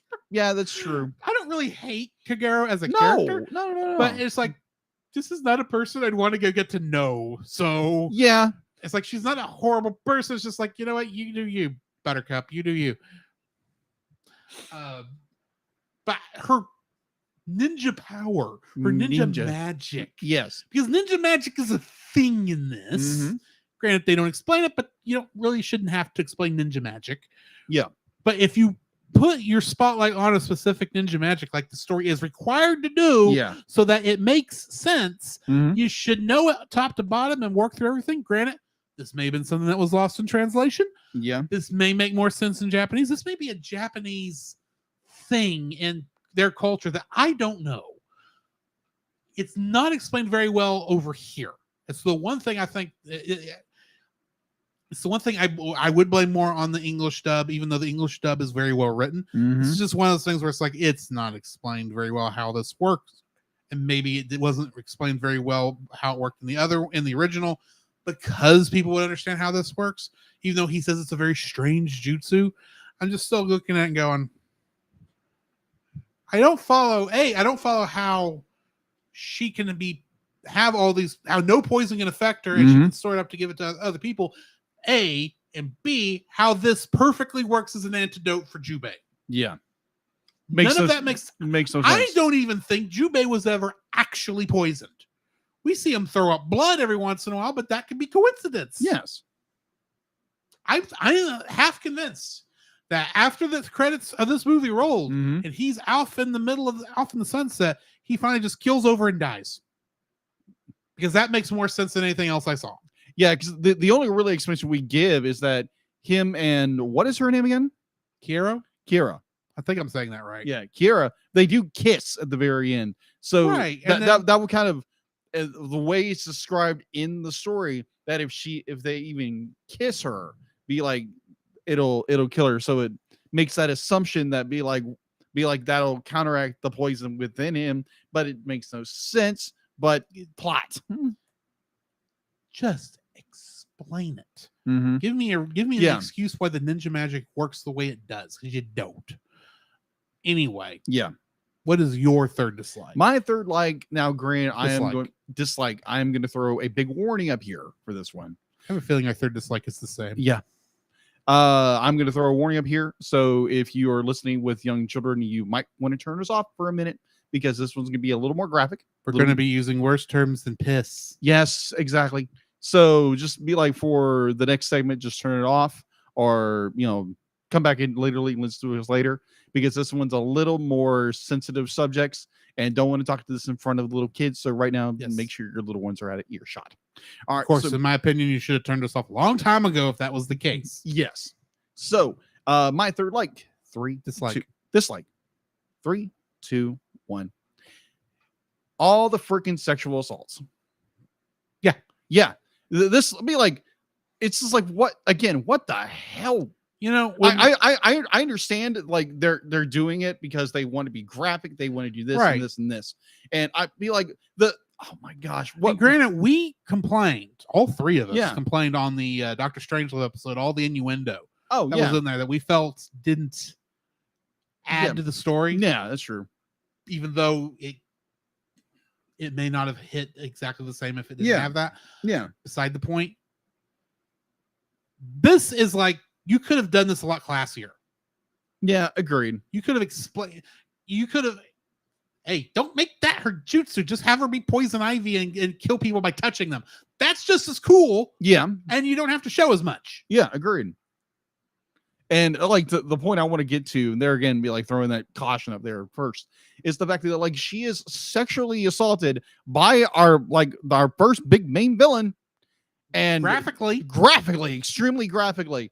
And it's just like, oh my gosh. And, thankfully the son of a biscuit actually dies because of it, which I was like, okay, he gets his deserves for that. Right. But then again, she's sexually assaulted again by a villain. It's just like, what is her name again? Kiro. Yeah, poor Kiro as a character. Be like, this woman cannot catch a break. Everybody just wants to violate her in some capacity. Is so incredibly sad. And now I'm not saying this because of modern things or anything. I'm saying because treating another human being like they're just an object is terrible. Throwing this out there just for the movie's point of view. Yeah. Playing devil's advocate, I guess. Okay. Her story's supposed to be tragic. Oh, yeah, I know and this that. is just how they're doing that. Oh, I agree. But that doesn't mean we have to like No, it. we shouldn't like it. No, we definitely, neither one of us like that this occurs in the film. No, absolutely not. You could have still made this character cool and awesome just by having her kill people, just by touching them because of all the poisons in her body. Yeah, exactly. Like you could have done something so well done, so well crafted to make a story like that instead of making her an object for people to assault. And an excuse to draw boobs. Yeah, exactly. Because there is so much freaking nudity in this movie. Now, granted, it's the 90s. That's all they did in anime at that point. I know. 80s, 90s. Well, it's but not all they did. It's just a lot of what got brought over here. It was a lot that got brought over here. Because the 90s, the anime industry, that's before the anime boom. Yeah. So a lot of what was coming over here was with stuff that would play well on a college campus. Very true. We'll put it that way. Yeah, very true. I'm watching this and going, is this supposed to be sexy? Because it ain't. This is disturbing. Yeah, extremely disturbing. This is you can't even claim that someone could get off on this. This is just, it's just yeah, exactly. So like I nasty. This film can be nasty. It can. Very, very nasty. Because like again, 80s, 90s anime that came over here in the States were extremely graphic because it was it was exciting to younger viewers. And so now you're exposing younger viewers to this kind of garbage. This high school, maybe. High school, same thing. But like you're exposing young children to this kind of graphic violence towards other people of the opposite sex and making it perfectly fine in some capacities. Right. Now, I do know the 98 dub probably was Trent made because of the anime boom, because that would have been 97, 98 when Pokemon and Dragon Ball really were starting to make an impact over here. Yeah. And this was definitely aimed more for the older audience because Agreed. I'll be honest, Agreed. I hadn't heard of this film prior to you putting it on the list. Yeah. I looked at that and thought, oh, that's going to be some like kid thing about like Naruto knockoff, isn't it? You're just putting this on the list to be funny. Gosh. Nope, not at all. Nope. In fact, here's the thing. I have actually seen a clip from this film before. I did not know it was from this film. Okay. I saw it when, as part of an online collection of edited clips called AMV Hell. Yeah, I think I've seen one of those. Right. This was in one of those. I remember, okay. And I remember they were playing. There was no joke to this particular setup. It was just playing the scenes where different scenes with Kyoru and Jubei, and they were playing the music. You're the devil in disguise on top of it. Yeah. It's like, that's not funny. I don't get the joke. Oh, well, moving on. And then later on, I'm watching this one and go, hang on, I recognize these characters. Why do I recognize these characters? Oh, yes, AMV Hell. And I didn't know when I watched that there was so much explicitness in this film. And when the film started, I'm thinking this is going to be, this should be an action-packed ninja thing. Looks like it's made more for an adult audience. More, maybe it's a serious piece, but maybe it's like a movie version of like Rurouni Kenshin, but with a more darker tone. Okay, fair. That's what I was thinking when this started. And I was kind of hoping that was what this was going to be until Rock Dude and her. Yeah, that scene. And it's like, oh, that's not what this is not Rurouni Kenshin. No, absolutely not. And now I'm going to be judging every character by the fact that the characters can't be like, very few of the characters are going to have the capability of being likable because that's just not what this is. Exactly. And the fact that you have these scenes. Yeah. And it feels like granted, this probably did happen in Japan back then. I'm not saying it didn't. I'm not saying this is not somewhat accurate to the time period. Yes. The ninja magic is not, but fair. I could see this in stories from this time period. Agreed. The time period this is based on. Yeah. So, and I get that this is made for an adult audience. Yes. However, you could have done this, I think, better without the graphicness. Yeah. And I have a bad feeling I'm going to repeat myself next week. Maybe. Anywho, I think both our third dislikes is sex. Yes. Which sounds really bad for two straight guys. Well, it's not really sex, it's more sexual assault. Sexual assault. And most graphic detail ever. Yeah. Sexual assault, unnecessary nudity. Yeah. That's what the problem with this, that's the biggest problem this film has.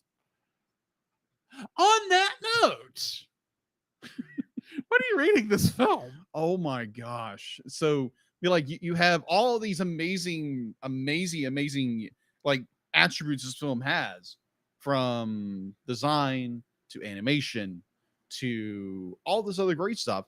And then it just goes thump. And I am so torn with this because I'd be like, I have loved this movie animation wise for years. And watching it now, it's just like, oh, that's just not good. That is not good at all. So I'm gonna give this, oh my gosh, probably a 6.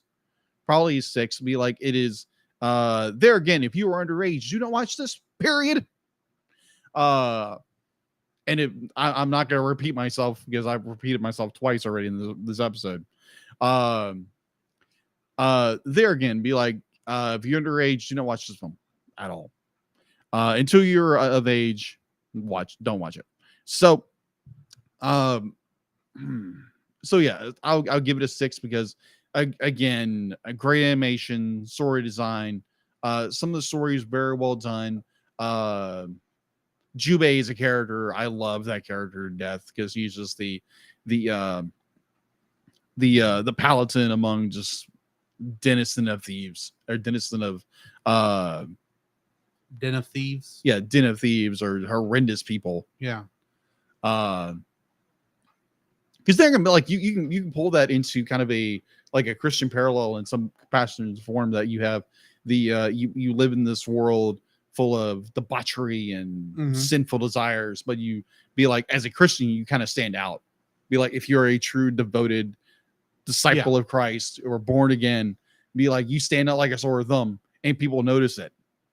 And it's like they know you by your reputation of who you are, if you are a true born again Christian. Not someone who used to be like, oh, I said a prayer when I was 5 years old and I lived a debauched life and I might go to church every once in a while. But like it's kind of that way. It's got a small parallel to that. If you do have that relationship with Christ and you have a firm foundation and that you are going to do the right thing when it comes to, like, you know, the wrongs in this world, and you're going to point people to Jesus, and kind of like Jubei is that bright light and everything else around so dark and so evil. And I will not correlate that he is a Jesus figure in this movie at all, but he is a bright example in a very, very dark world. And that's what, as a Christian, we are strived to be, is that bright world, that lamp that is hidden under a bushel, or a what is it in the scripture? basket being hidden under a basket. We should be able to Hide shine under a light. bushel, I think, is from the actual song. That is true. That This is Little true. Light of Mine. This is a lot of my night. But yeah, just being that light of the world to inside of a very, very dark and disturbing world. So yeah, I'm gonna give it a 6. Giving this movie a 5. Okay. I don't like this movie. Okay. Like I said, for most of this film, I was distracted. Wasn't really watching it very Yeah. closely. Fair.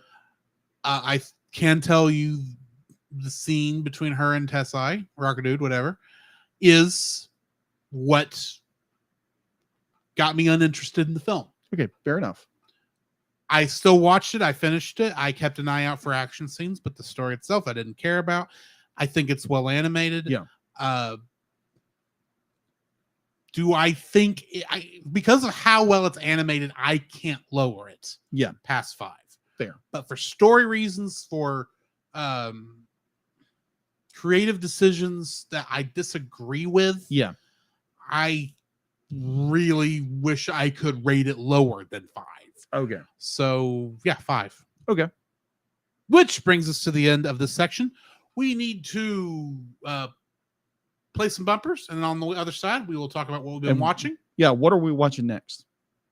Oppenheimer Oppenheimer, which we were supposed to watch for this week, but distractions, of course. just scheduling issues Yes. that are no longer an issue. Yes. now. But anyway, And he has been warned.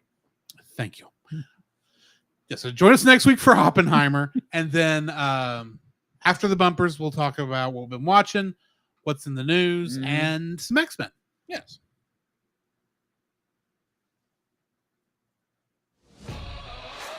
This podcast is a proud member of Culture Box. Whether you enjoy geeky reviews, comedy, or original fiction, you can open up the Culture Box and find something excellent for your soul. Point your web browser to culturebox.media. This week, we suggest checking out Geek Devotions. Geek Devotions is a collaboration of devoted geeks that are devoted to letting people know that they are loved. They are not just a podcast. They are an entire network of shows, podcasts, and YouTube videos that are designed to encourage and challenge people in the geek community, bridging the gap between their faith and their geekdoms. They produce a weekly geek culture-infused devotional. There is their podcast, Com Talk. There's another podcast where they read books, allegedly. There's also another podcast where they look through the Gundam Watch. And if you like movies, just like we do, you can check out them reviewing bad movies over at the bottom shelf. So you can find all their content and more at geekdevotions.com. The Cellcast would like to thank the following patrons: Ashley and Francisco Ruiz, Book of Gaming, PaulJPowers.com. And I swear I'll edit this Duval. eventually. To get your name on the show, plus uncut episodes, early access to the Cellcast Plus reviews, and special art from Jacob, please donate to us on Patreon.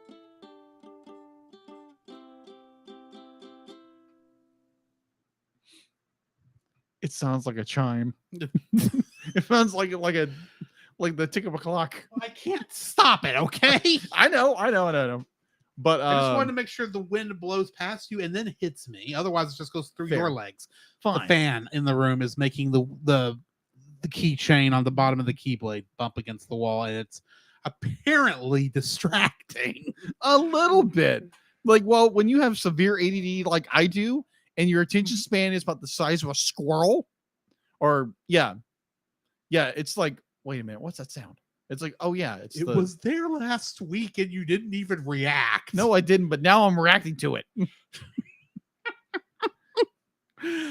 Okay, you ready to jump into the Yes. next part? Okay. So, Jacob, I have a question for you. What have you been watching? What have I been watching? So, last weekend, me and my girlfriend, okay, story time with this one. So, we're going to go watch Sound of Freedom, and then I put Oppenheimer as a suggestion for our Cellcast Plus episode. And I didn't hear And we never discussed We it. never discussed it. We never discussed it. Never came up in conversation. No, and then we talk about it, and it's like, oh yeah, he's great with it. Oh yeah, I'm gonna go watch it next week. And I was like, okay, great. And then I asked my girlfriend to be like, it's like, hey, are you cool watching Oppenheimer? He's like, sure thing. And so then we go to Tyler, we meet up.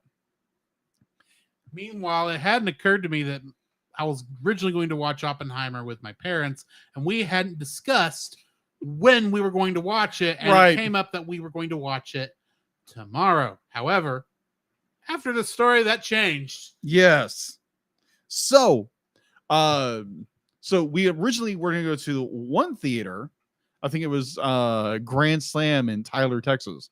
We were going to go to there, and the line was packed for the It was Barbenheimer weekend. It What was- did you expect? yeah, it was Barbenheimer weekend. So if those I of you, can't believe that was a that was a thing, that was brilliant marketing. Do not get me wrong. But what that- marketing is just what people decided to do. That is true. It's like, oh yeah, we're gonna go see Barbie. This, hey, let's go Barbie. Hey, no, whatever. Let's go. Party. Thank you. Thank you. Atomic bombs falling. This isn't Dr. Strangelove. We'll meet again. Anyways, and you have Oppenheimer. So apparently people were doing double features of these two films. It's like, okay, that's an interesting one. Pink, Life and Happy, and then you get the atomic bomb. Or the creation of Well, the from atomic. what I understand, it's really not about the atomic bomb, which is going to be disappointing. Kind of. But anyway. So yeah, we wound up going to another theater. We went to a studio movie girl, and the show itself was almost sold out. We could not sit together, so I was sitting behind her, and I had a great time. She didn't, unfortunately. It wasn't the story. It wasn't the movie itself. She enjoyed the movie, but it was more the food we consumed while we were there. It did not settle her stomach. So sorry again, Ashley. And so watched Oppenheimer. Really good movie, from my opinion. Now I'm not going to go any further because my co-host here has not seen it yet, so I will not spoil it. So I just recommend to go watch it, but it does have scenes in there that are decaying nudity and graphic. So, Like I said, some of my thoughts this week will be repeated probably. but so I get done. So for some weird reason, I'm just looking for a movie to put on and just watch. And let me get to my notes real fast because I had those up and then my come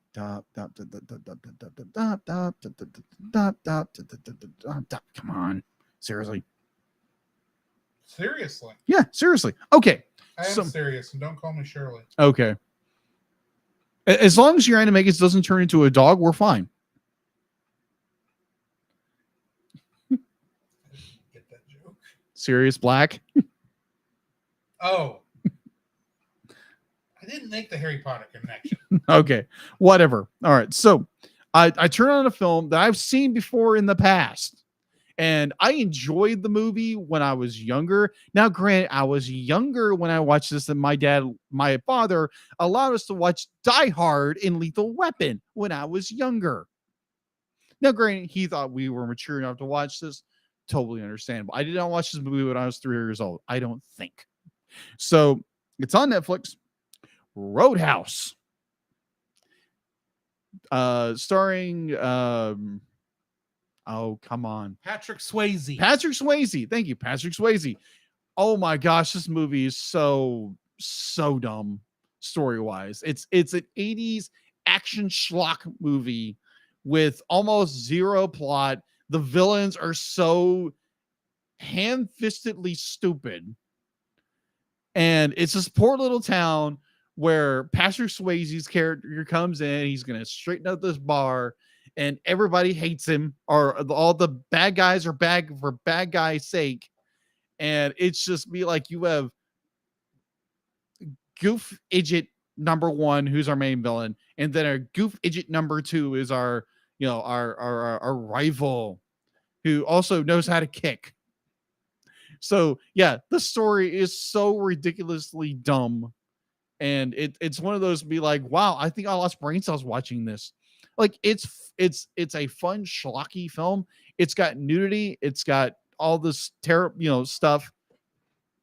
I'm seeing a trend of films here. Not intentional. Let's say that's not intentionally. But Detecting a trend. That's what I meant. You're to say. detecting a trend.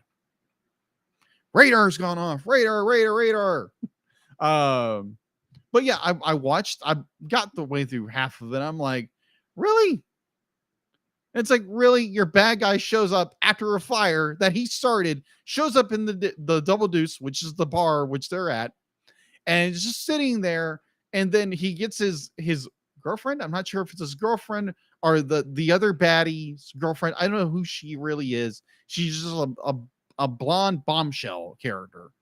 And then all of a sudden be like, there's all these rules set up for what the bouncers to do, the cooler who is Swayze. And it's like, yeah, don't get in the fights. And then all of a sudden, oh, the big bad guy who knows martial arts be like, oh, he wants to fight people. Oh yeah, let's start a fight with that. That's dumb. It's stupid. Like it's a movie I remember as a kid watching as an adult who now has 5 years of being a reviewer under his belt. It's like, wow, this movie is dumb. So that is what I watched. And then on the way, so we had a kind of a emergency in our singles group. Our leader, Wendy Primo, had to go to the hospital. We were all worried for her. Thankfully and prayerfully, she's doing well. And apparently it was due to stress, not anything, no strokes. Thank the Lord. And so Thursday, normally we do Bible study, but we didn't have Bible study that night. So a bunch of us guys met up at a restaurant close to where I work. And we had a very wonderful time of fellowship and goofing around and just being guys. And so on the way over there, not thinking, because they're going, it's like, oh, I remember listening to this podcast. I was like, this sounds like a great idea. And I just plug in the first episode they plug in, which is the trial never occurred to you to actually go back to where you left off. No, I didn't. I was like, you know what? This can be fun. So I listened to it. I'm like, oh my gosh. It's like, wow, this is really good. Oh yeah, I've listened to this before. And it's like, oh, okay. Obviously it's X-Men, the audio drama, which apparently we are part of the Patreon. Yes. Which sounds great. So I'm listening to this entire thing, I'm walking around because I'm always early to stuff.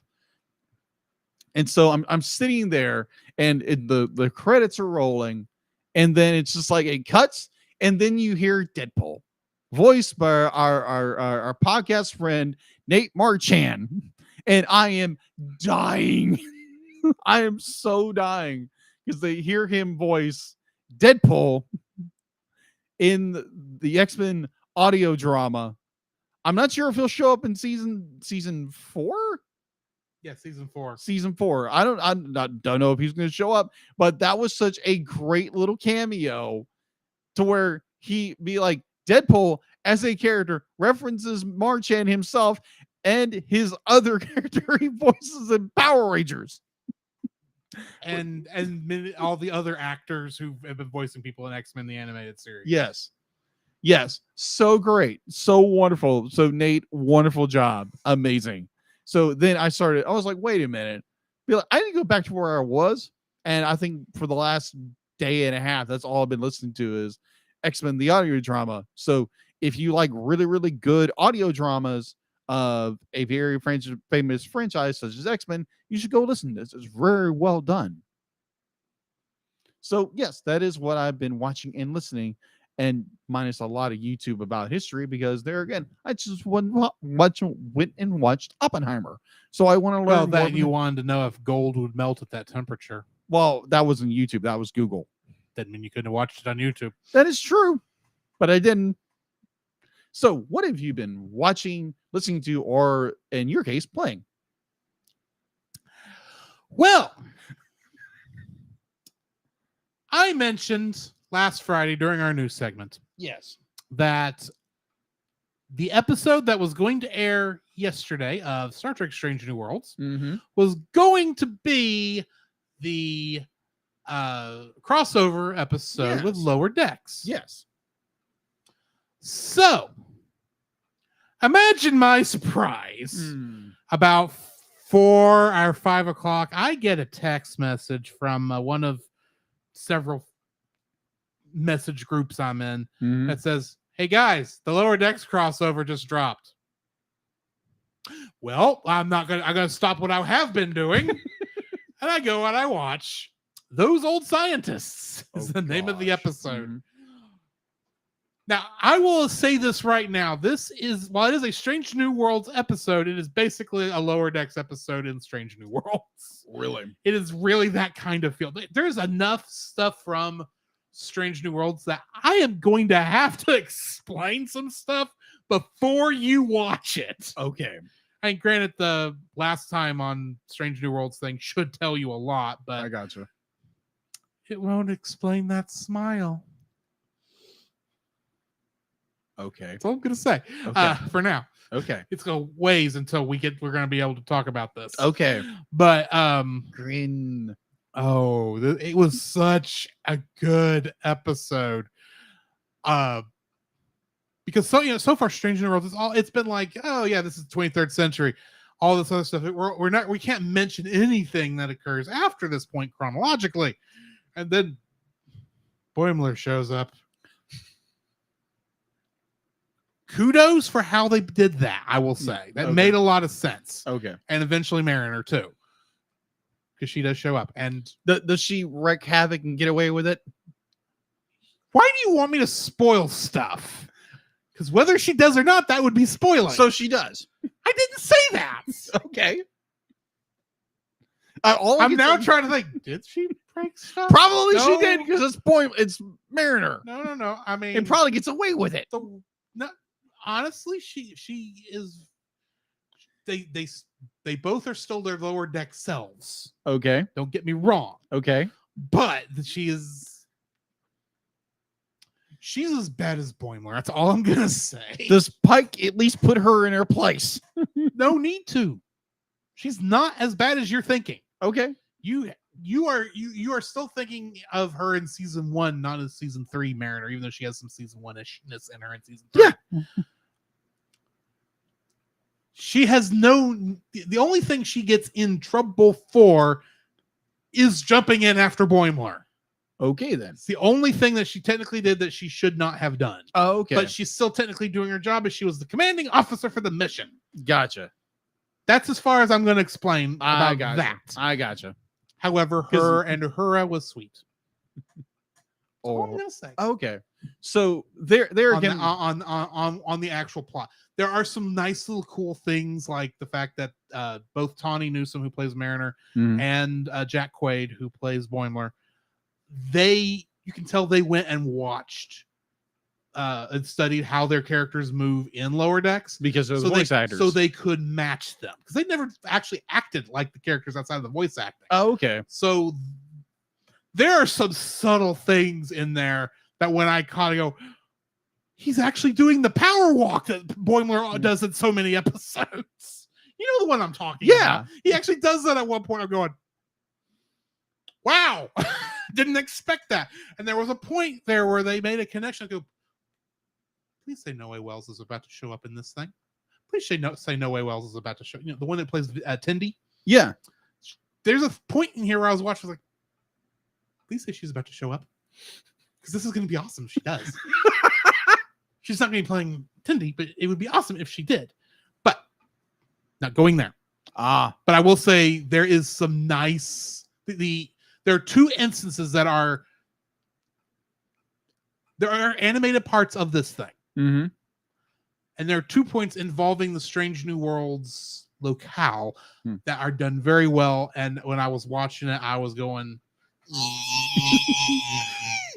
for like the Eddie exact Truckee. Opposite reason that I would do it in Lower Decks, because Strange New Worlds is not referencing Lower Decks.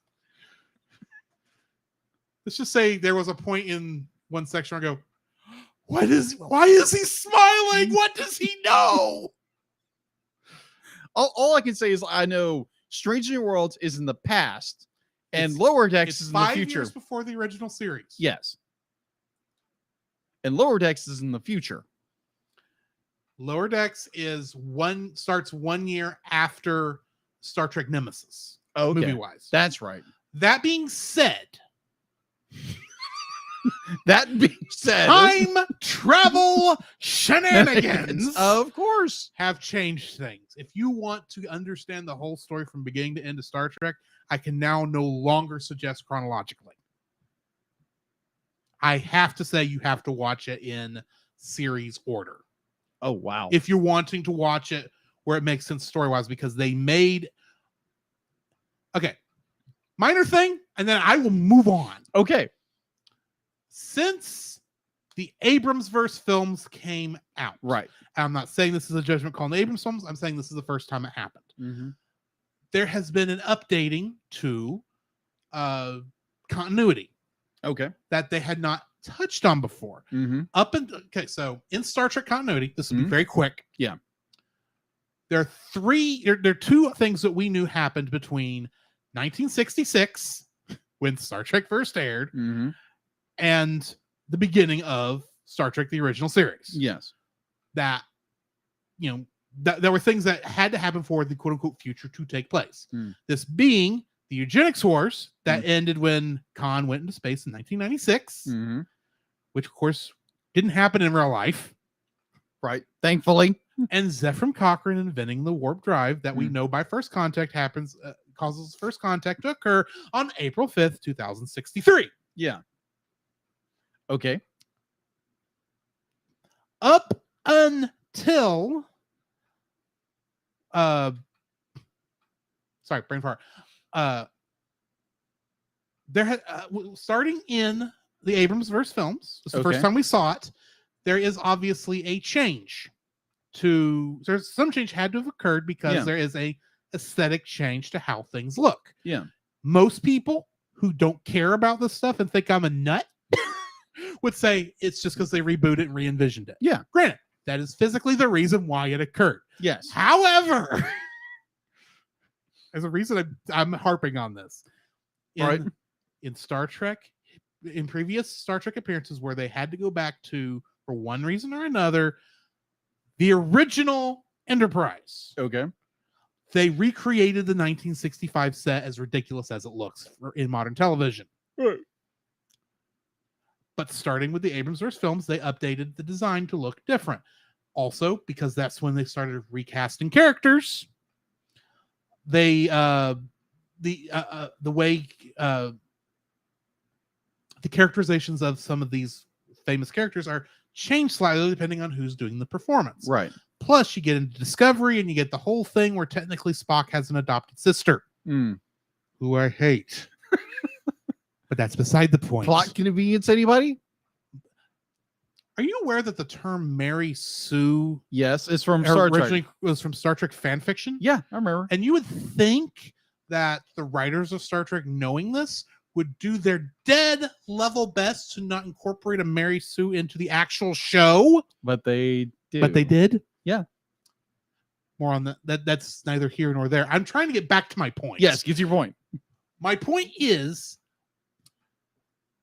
between the revisits to the previous century, the changes in timelines that have occurred, there's been when did any of this stuff start to happen? Yeah.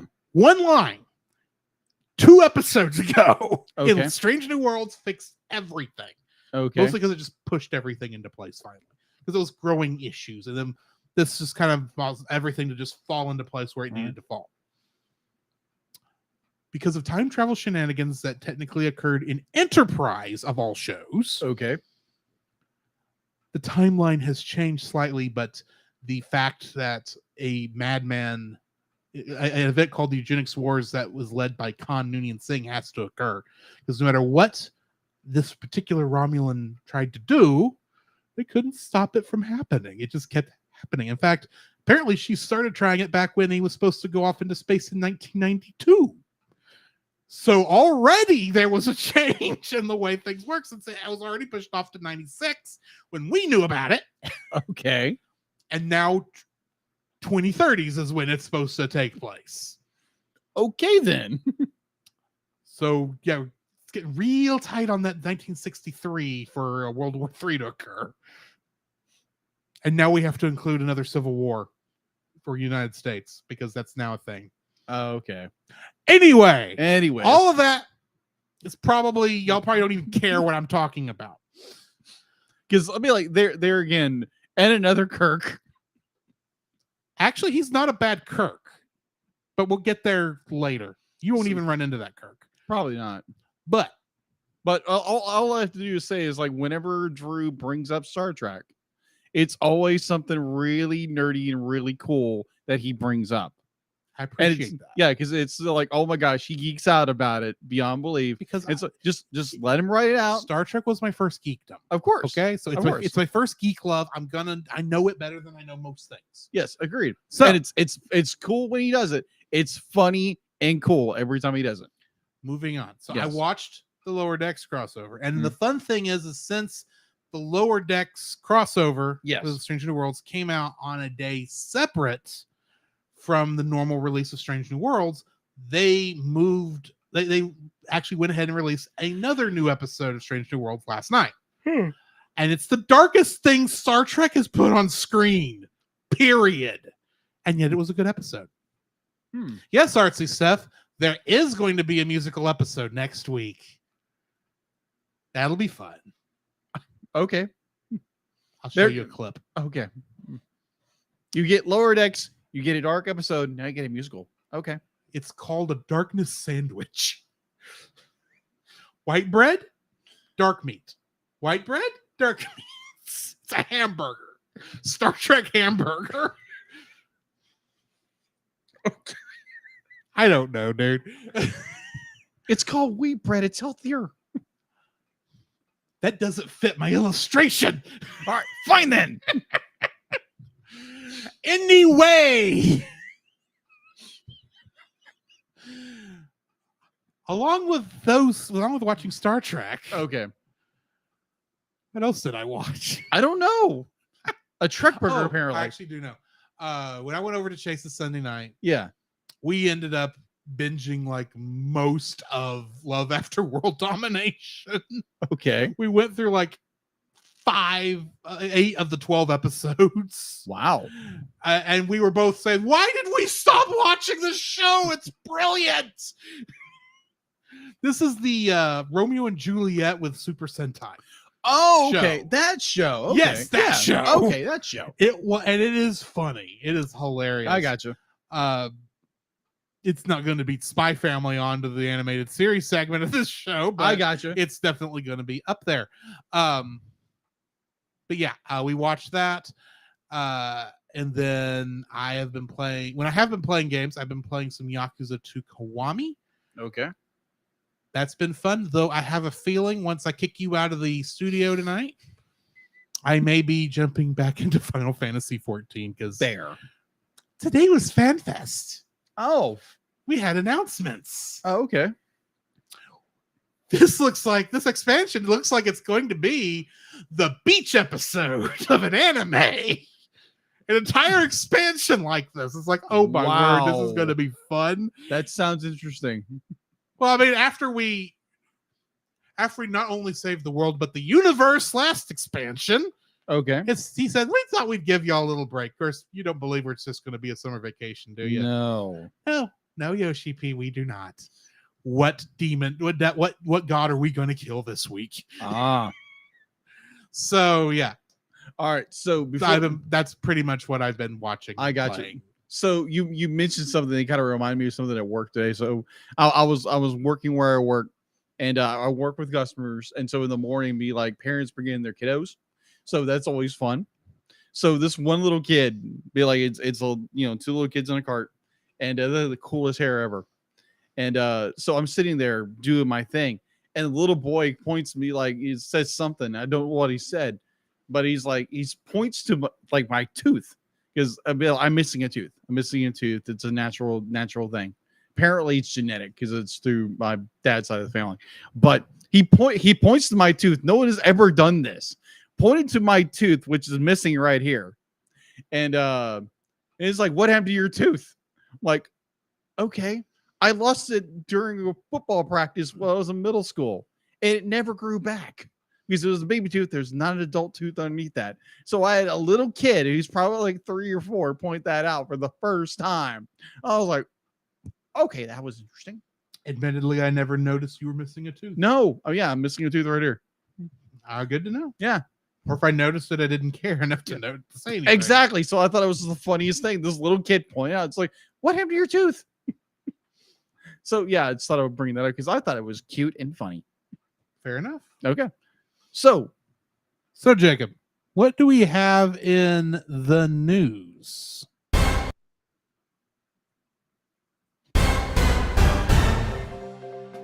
The Cellcast News with your host Jacob Heron.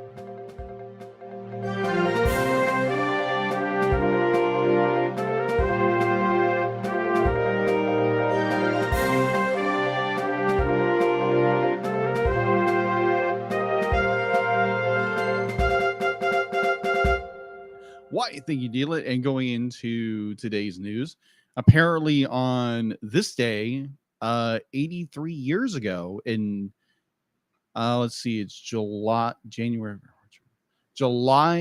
What is the date? I don't have a watch. I'm looking. Today is the 28th. 28th. Okay, so apparently either yesterday, I think it was yesterday or today. So in 1940, the first appearance of everybody's what's up, Doc? Character. What's up, Doc? Yeah, his first Bugs Bunny's first appearance appeared in, I think it's a What a Hair short from Warner Brothers. Is that an actual Bugs Bunny, or is that one of the original prototype Bugs I think it was Bunnies? one of the first prototypes of him, but it's actual Bugs Bunny.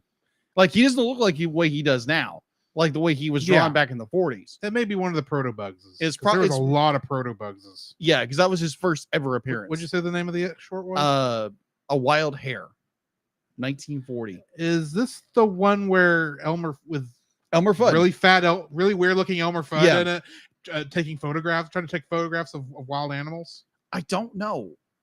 I don't remember, because I remember watching this as a kid when I would go to my grandparents in Louisiana.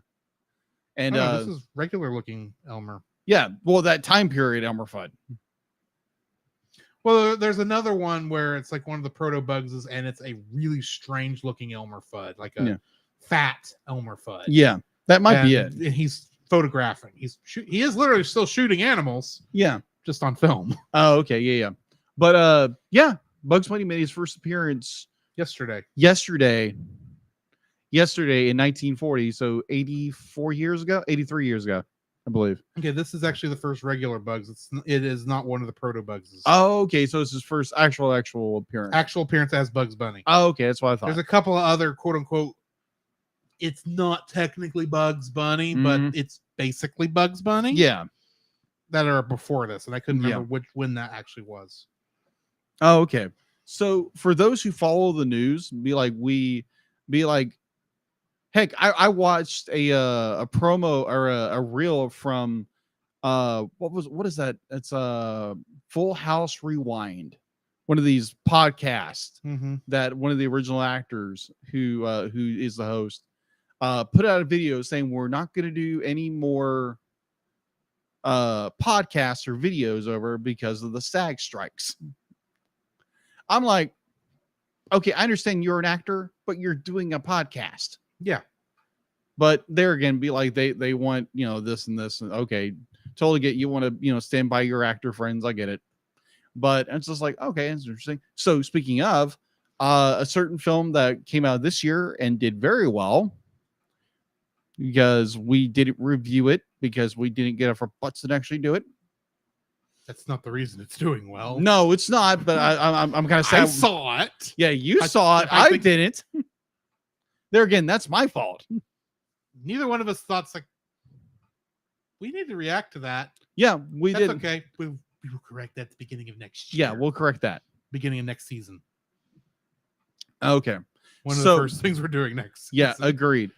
So apparently the sequel to Across the Spider-Verse has been delayed due to the SAG Writers Guild strikes. Yeah, because you have the Writers Guild and you have the Actors Guild who both striked at the same time. Yeah. It's probably the actors that's causing this this whole Probably. because the writing, I believe, was finished for both films a while back. Yeah. Both that and Across. Agreed. Outside of little touches here and there. Yeah, I get. Yeah, because I know they are. I think they're middle of production of Deadpool 3 with. And it got delayed. It got delayed due to the SAG strikes, which I understand. You're looking for more wages and more opportunities for your writers and your actors for the most part. Mm-hmm. But and Artsy Stuff does have a point that legally they cannot, as part of neither the SAG Guild or the Writers Guild, can actually talk about any projects they have worked on because they can't promote. That's true. Any of those projects while the strike is going on, because that would be considered working for the film. Okay, that makes sense. That does actually make sense. So if you have, if I don't know what kind of show you were talking about that's saying it's going on pause. Full House Rewind. It's a Full House podcast. Rewind. Are they interviewing people? From Yeah, Full they're interviewing people from. Oh, okay. So they're interviewing people. Yeah, they literally can't do that right now. Yeah. So it makes sense. Yeah, you were going hiatus so we can actually talk about it. Exactly. So that has affected a lot of things going on with animation to movies and that kind of stuff right now. So we're going to see a lot of movies that were going to come out later this year being pushed back till next year. And hopefully they get all of this worked out and we can, get our movies back. So to answer the thing I brought up a minute ago, whether or not it was a official Bugs Bunny, first time officially Bugs Bunny, or if it was one of the Bugs prototypes, a wild hair is the official appearance of Bugs Bunny. Okay. His first appearance of the character who would evolve into Bugs Bunny, who does not have a name, is the short is Porky's Hare Hunt. Okay. Which literally it's Porky Pig hunting rabbits. So I guess Elmer was busy that day. I guess. The funny thing is, the guy who directed the short? Who? His name is Ben Hardaway, who has a nickname. Really? Bugs.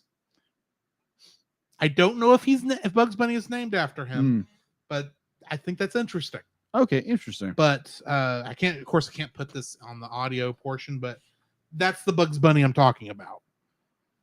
Oh, yeah. That's definitely a prototype. Oh, yeah. Bugs. Early proto Bugs. Doesn't even look like Bugs Bunny. No, it doesn't. So, yeah.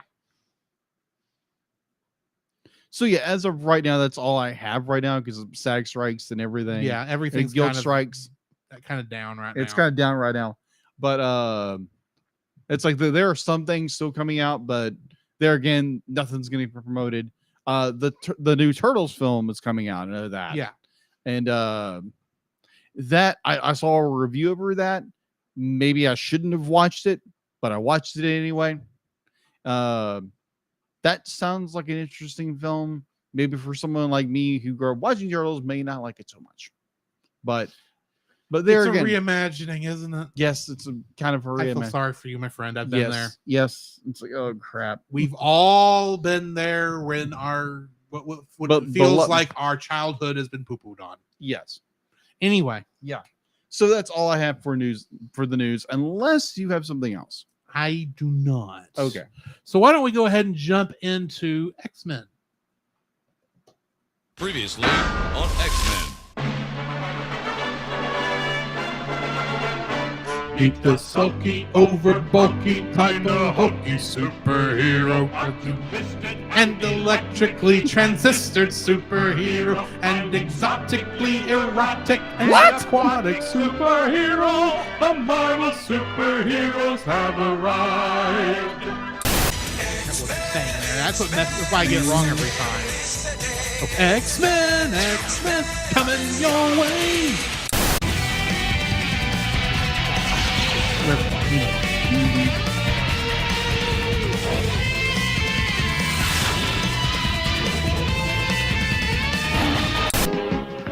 Spider-Man and his amazing friends, Iceman and Firestar.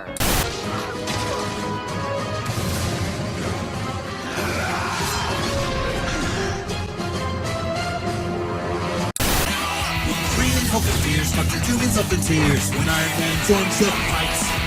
He to the skies, other school nice bad folks, Hammer has thunder smile. Who'll save the day? The Superhero Squad.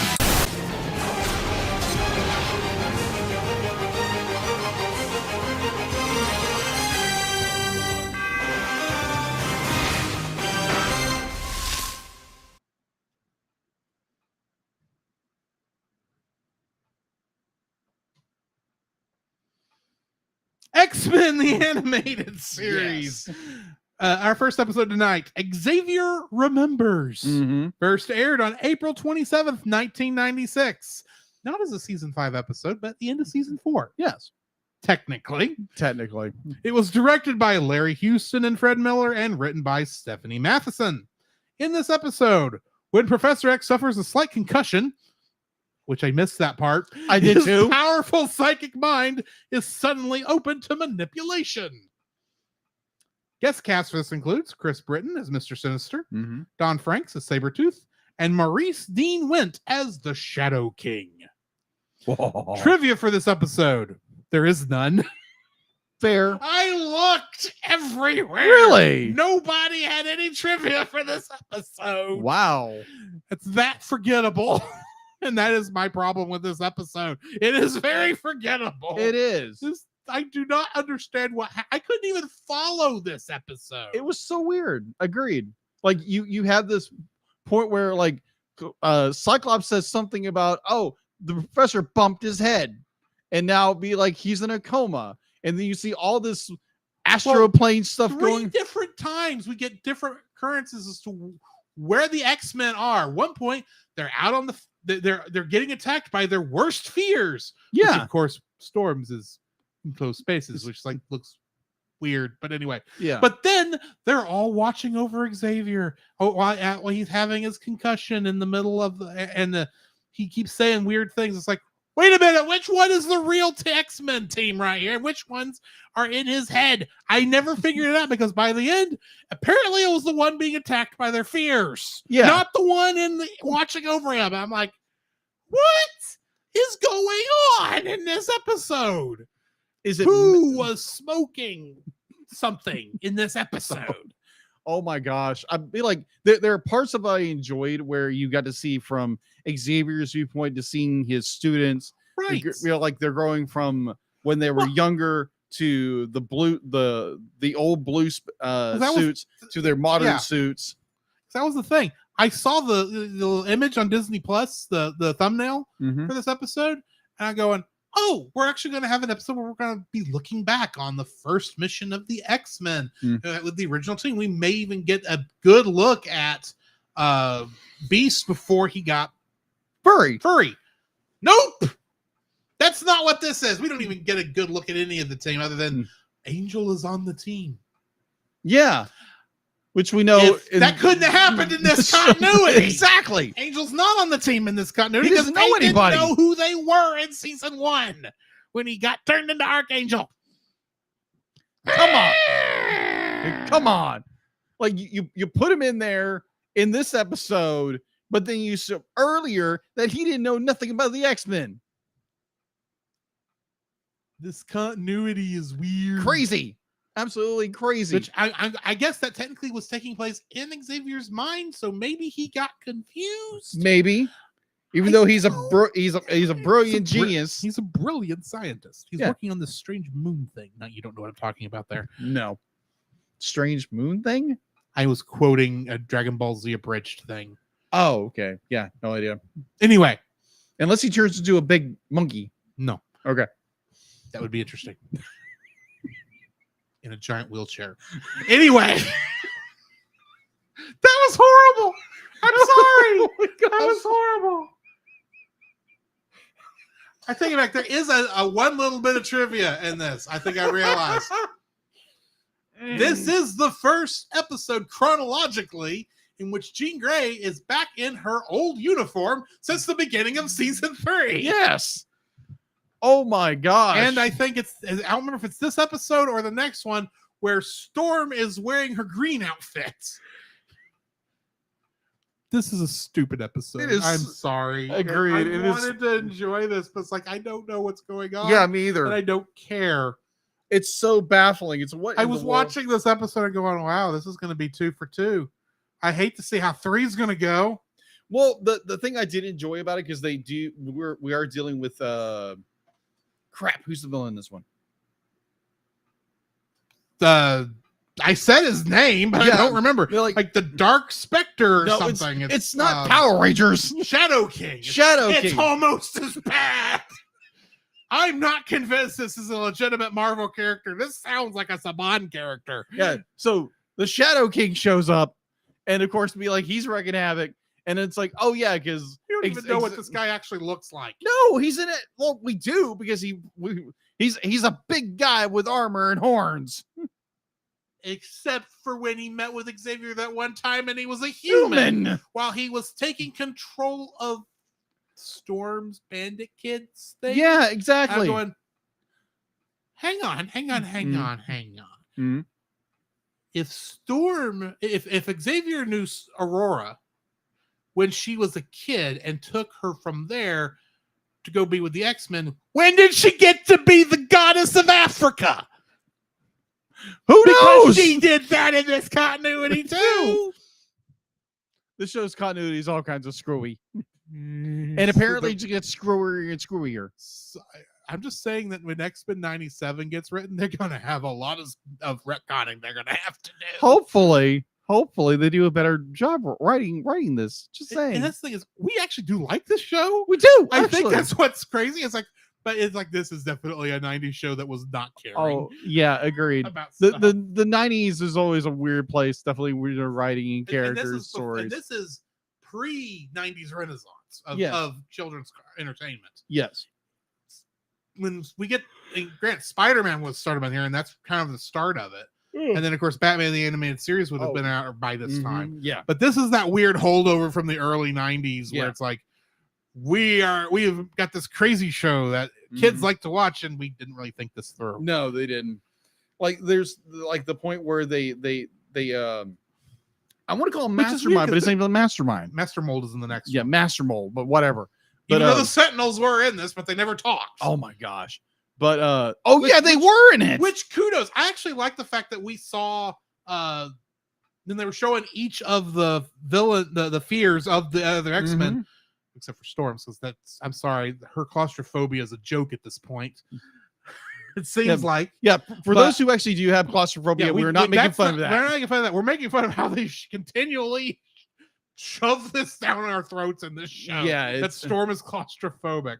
For the 18th time this point. Like, we know.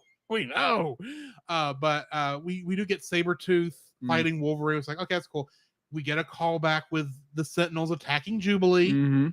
Even though that was weird how they did that with them going through the ground. That was weird. Yeah, was. And I don't remember what Cyclops' was. Sinister. Sinister, yeah, he was Mr. Sinister. Because he had Jean trapped. Going back to that episode in season 2. Yeah. On at the end of the long walk across the wildlands. That's right. Long walk. That episode. Yes. Gosh. But yeah. This is just a weird episode. It's a weird episode. Let's get into the second episode. All right. Next episode was called Courage. First aired September 23rd, 1995. So backwards. Directed by Larry Houston and Fred Miller, as always, and was written by Michael Edens. In this episode, Morph and Wolverine investigate and discover that the Sentinels are back. Okay. We brought back Morph. Honestly, that's kind of I like this reappearance better than the first time he reappeared, but okay. Barry Flatman comes back as Henry Peter Gyrick. David Fox as the Sentinels of Master Mold. Brett Halsley as Dr. Bolivar Trask, and we got Ron Rubin as Morph. Which I meant to double check this and I didn't. I don't know if that's the same voice actor who played Morph in the original episode. I don't remember. Because it doesn't sound like him. No, it doesn't. In this episode, Wolverine, look out! In this episode, we got cameos by Strong Guy, Omega Red, Sasquatch, Angel, and Longshot. Morph appears all throughout the episode. In this episode, Master Mold orders the Sentinels to retrieve the one who destroyed his body, being Professor Xavier, referencing the events of the final decision. And during the final battle, Morph changes into several other characters to make use of their inherent abilities. Omega Red's tendrils, Sasquatch's super strength, Angel's wings for flight, and Longshot's hollow bones for agility. And I'm sitting here reading this and going, Longshot's power is that he has hollow bones? I thought it was more he had luck. I thought that's what it was too. Yeah. Again, continuity, people. What's going on? Well, it was the 90s. Morlocks. It was Mojo. Who knows what's going on with Mojo? Mojo World. I'm gonna Mojo the heck out of here. Yeah. At this point, I'd rather have Mojo. Jojo. This is not Powerpuff Girls, though. I know, but that would be more fun. Anyway, this is actually a better episode. I actually like Morph in this episode. Yeah. They actually wrote his character pretty good, I think. But other than that, it was just kind of, you can tell we're on the downward slope of the show right now. Agreed. Because it's like, oh, we don't know what to do. We're just trying to continue. Here's the thing. Once Fred Miller stepped into the director's chair alongside Larry Houston, who I'm not convinced is directing anymore. I think this legally they have to keep putting his name on the show. Yeah. And that's when this show has gone downhill. Because really, after the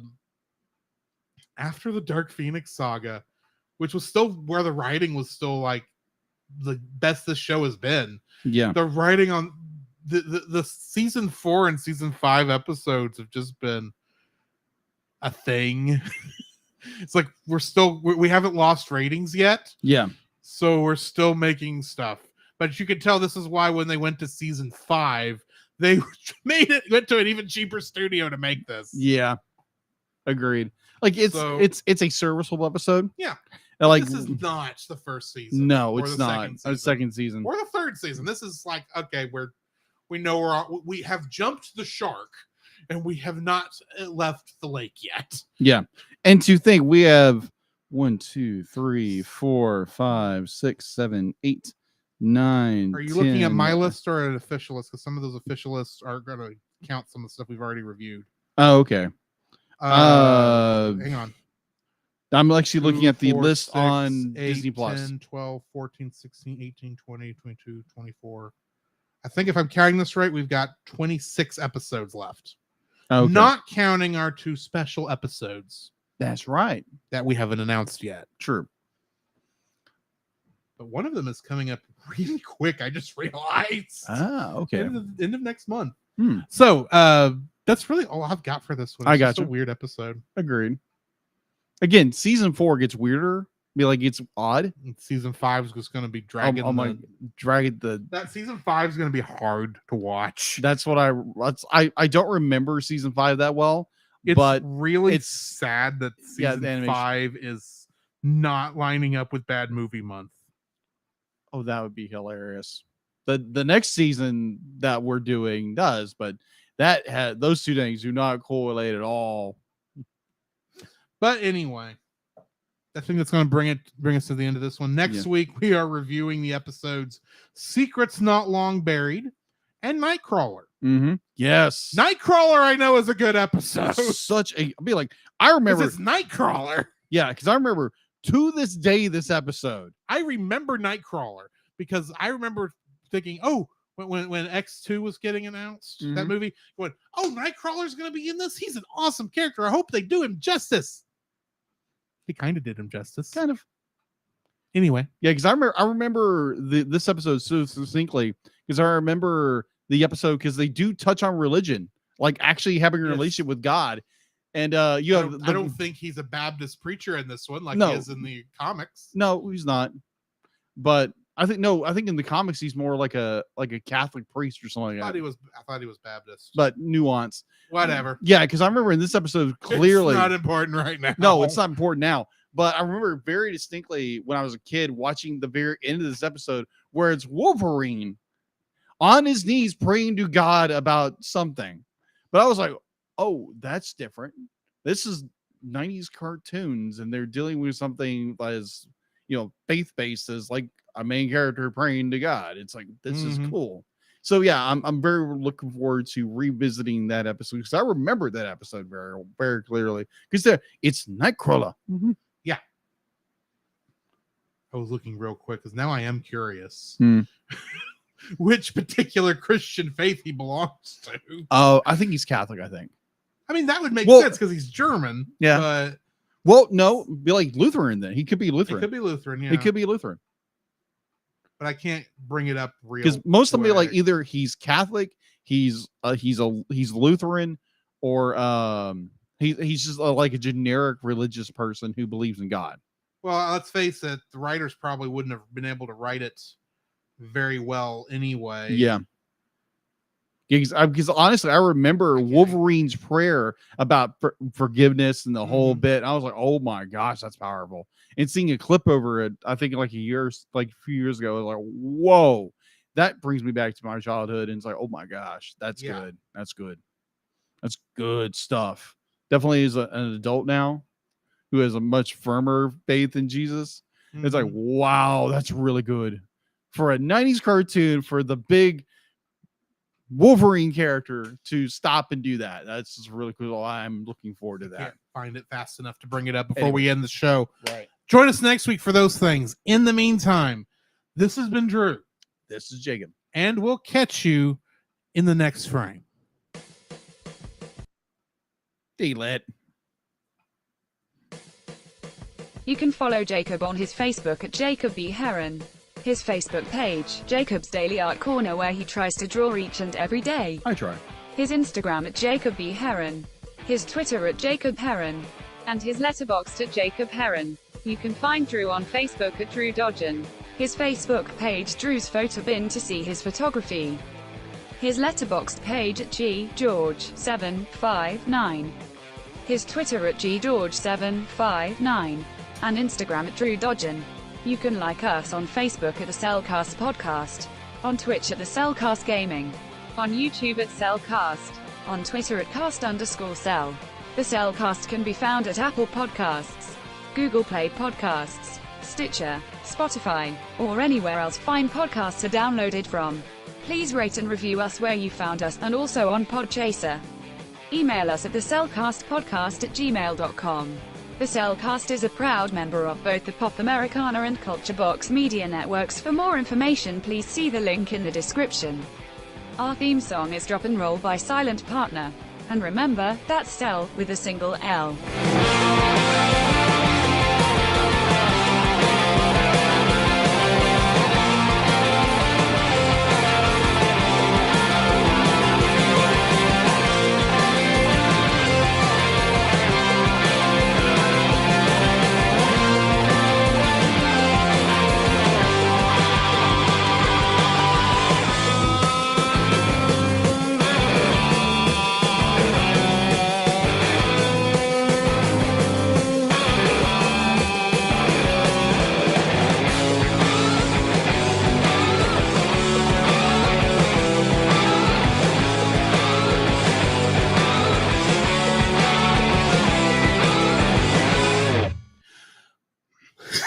Excuse me.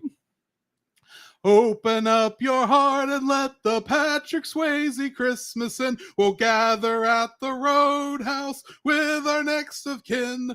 And Santa can be our regular Saturday night thing. We'll decorate a bar stool and gather round and sing. Oh, let's have a Patrick Swayze Christmas this year, or we'll tear your throat out and kick you in the ear. What the heck? You said Patrick Swayze earlier in Roadhouse, and I remembered a song from Mystery Science Theater 3000, specifically the episode Santa Claus Conquers the Martians. What the heck?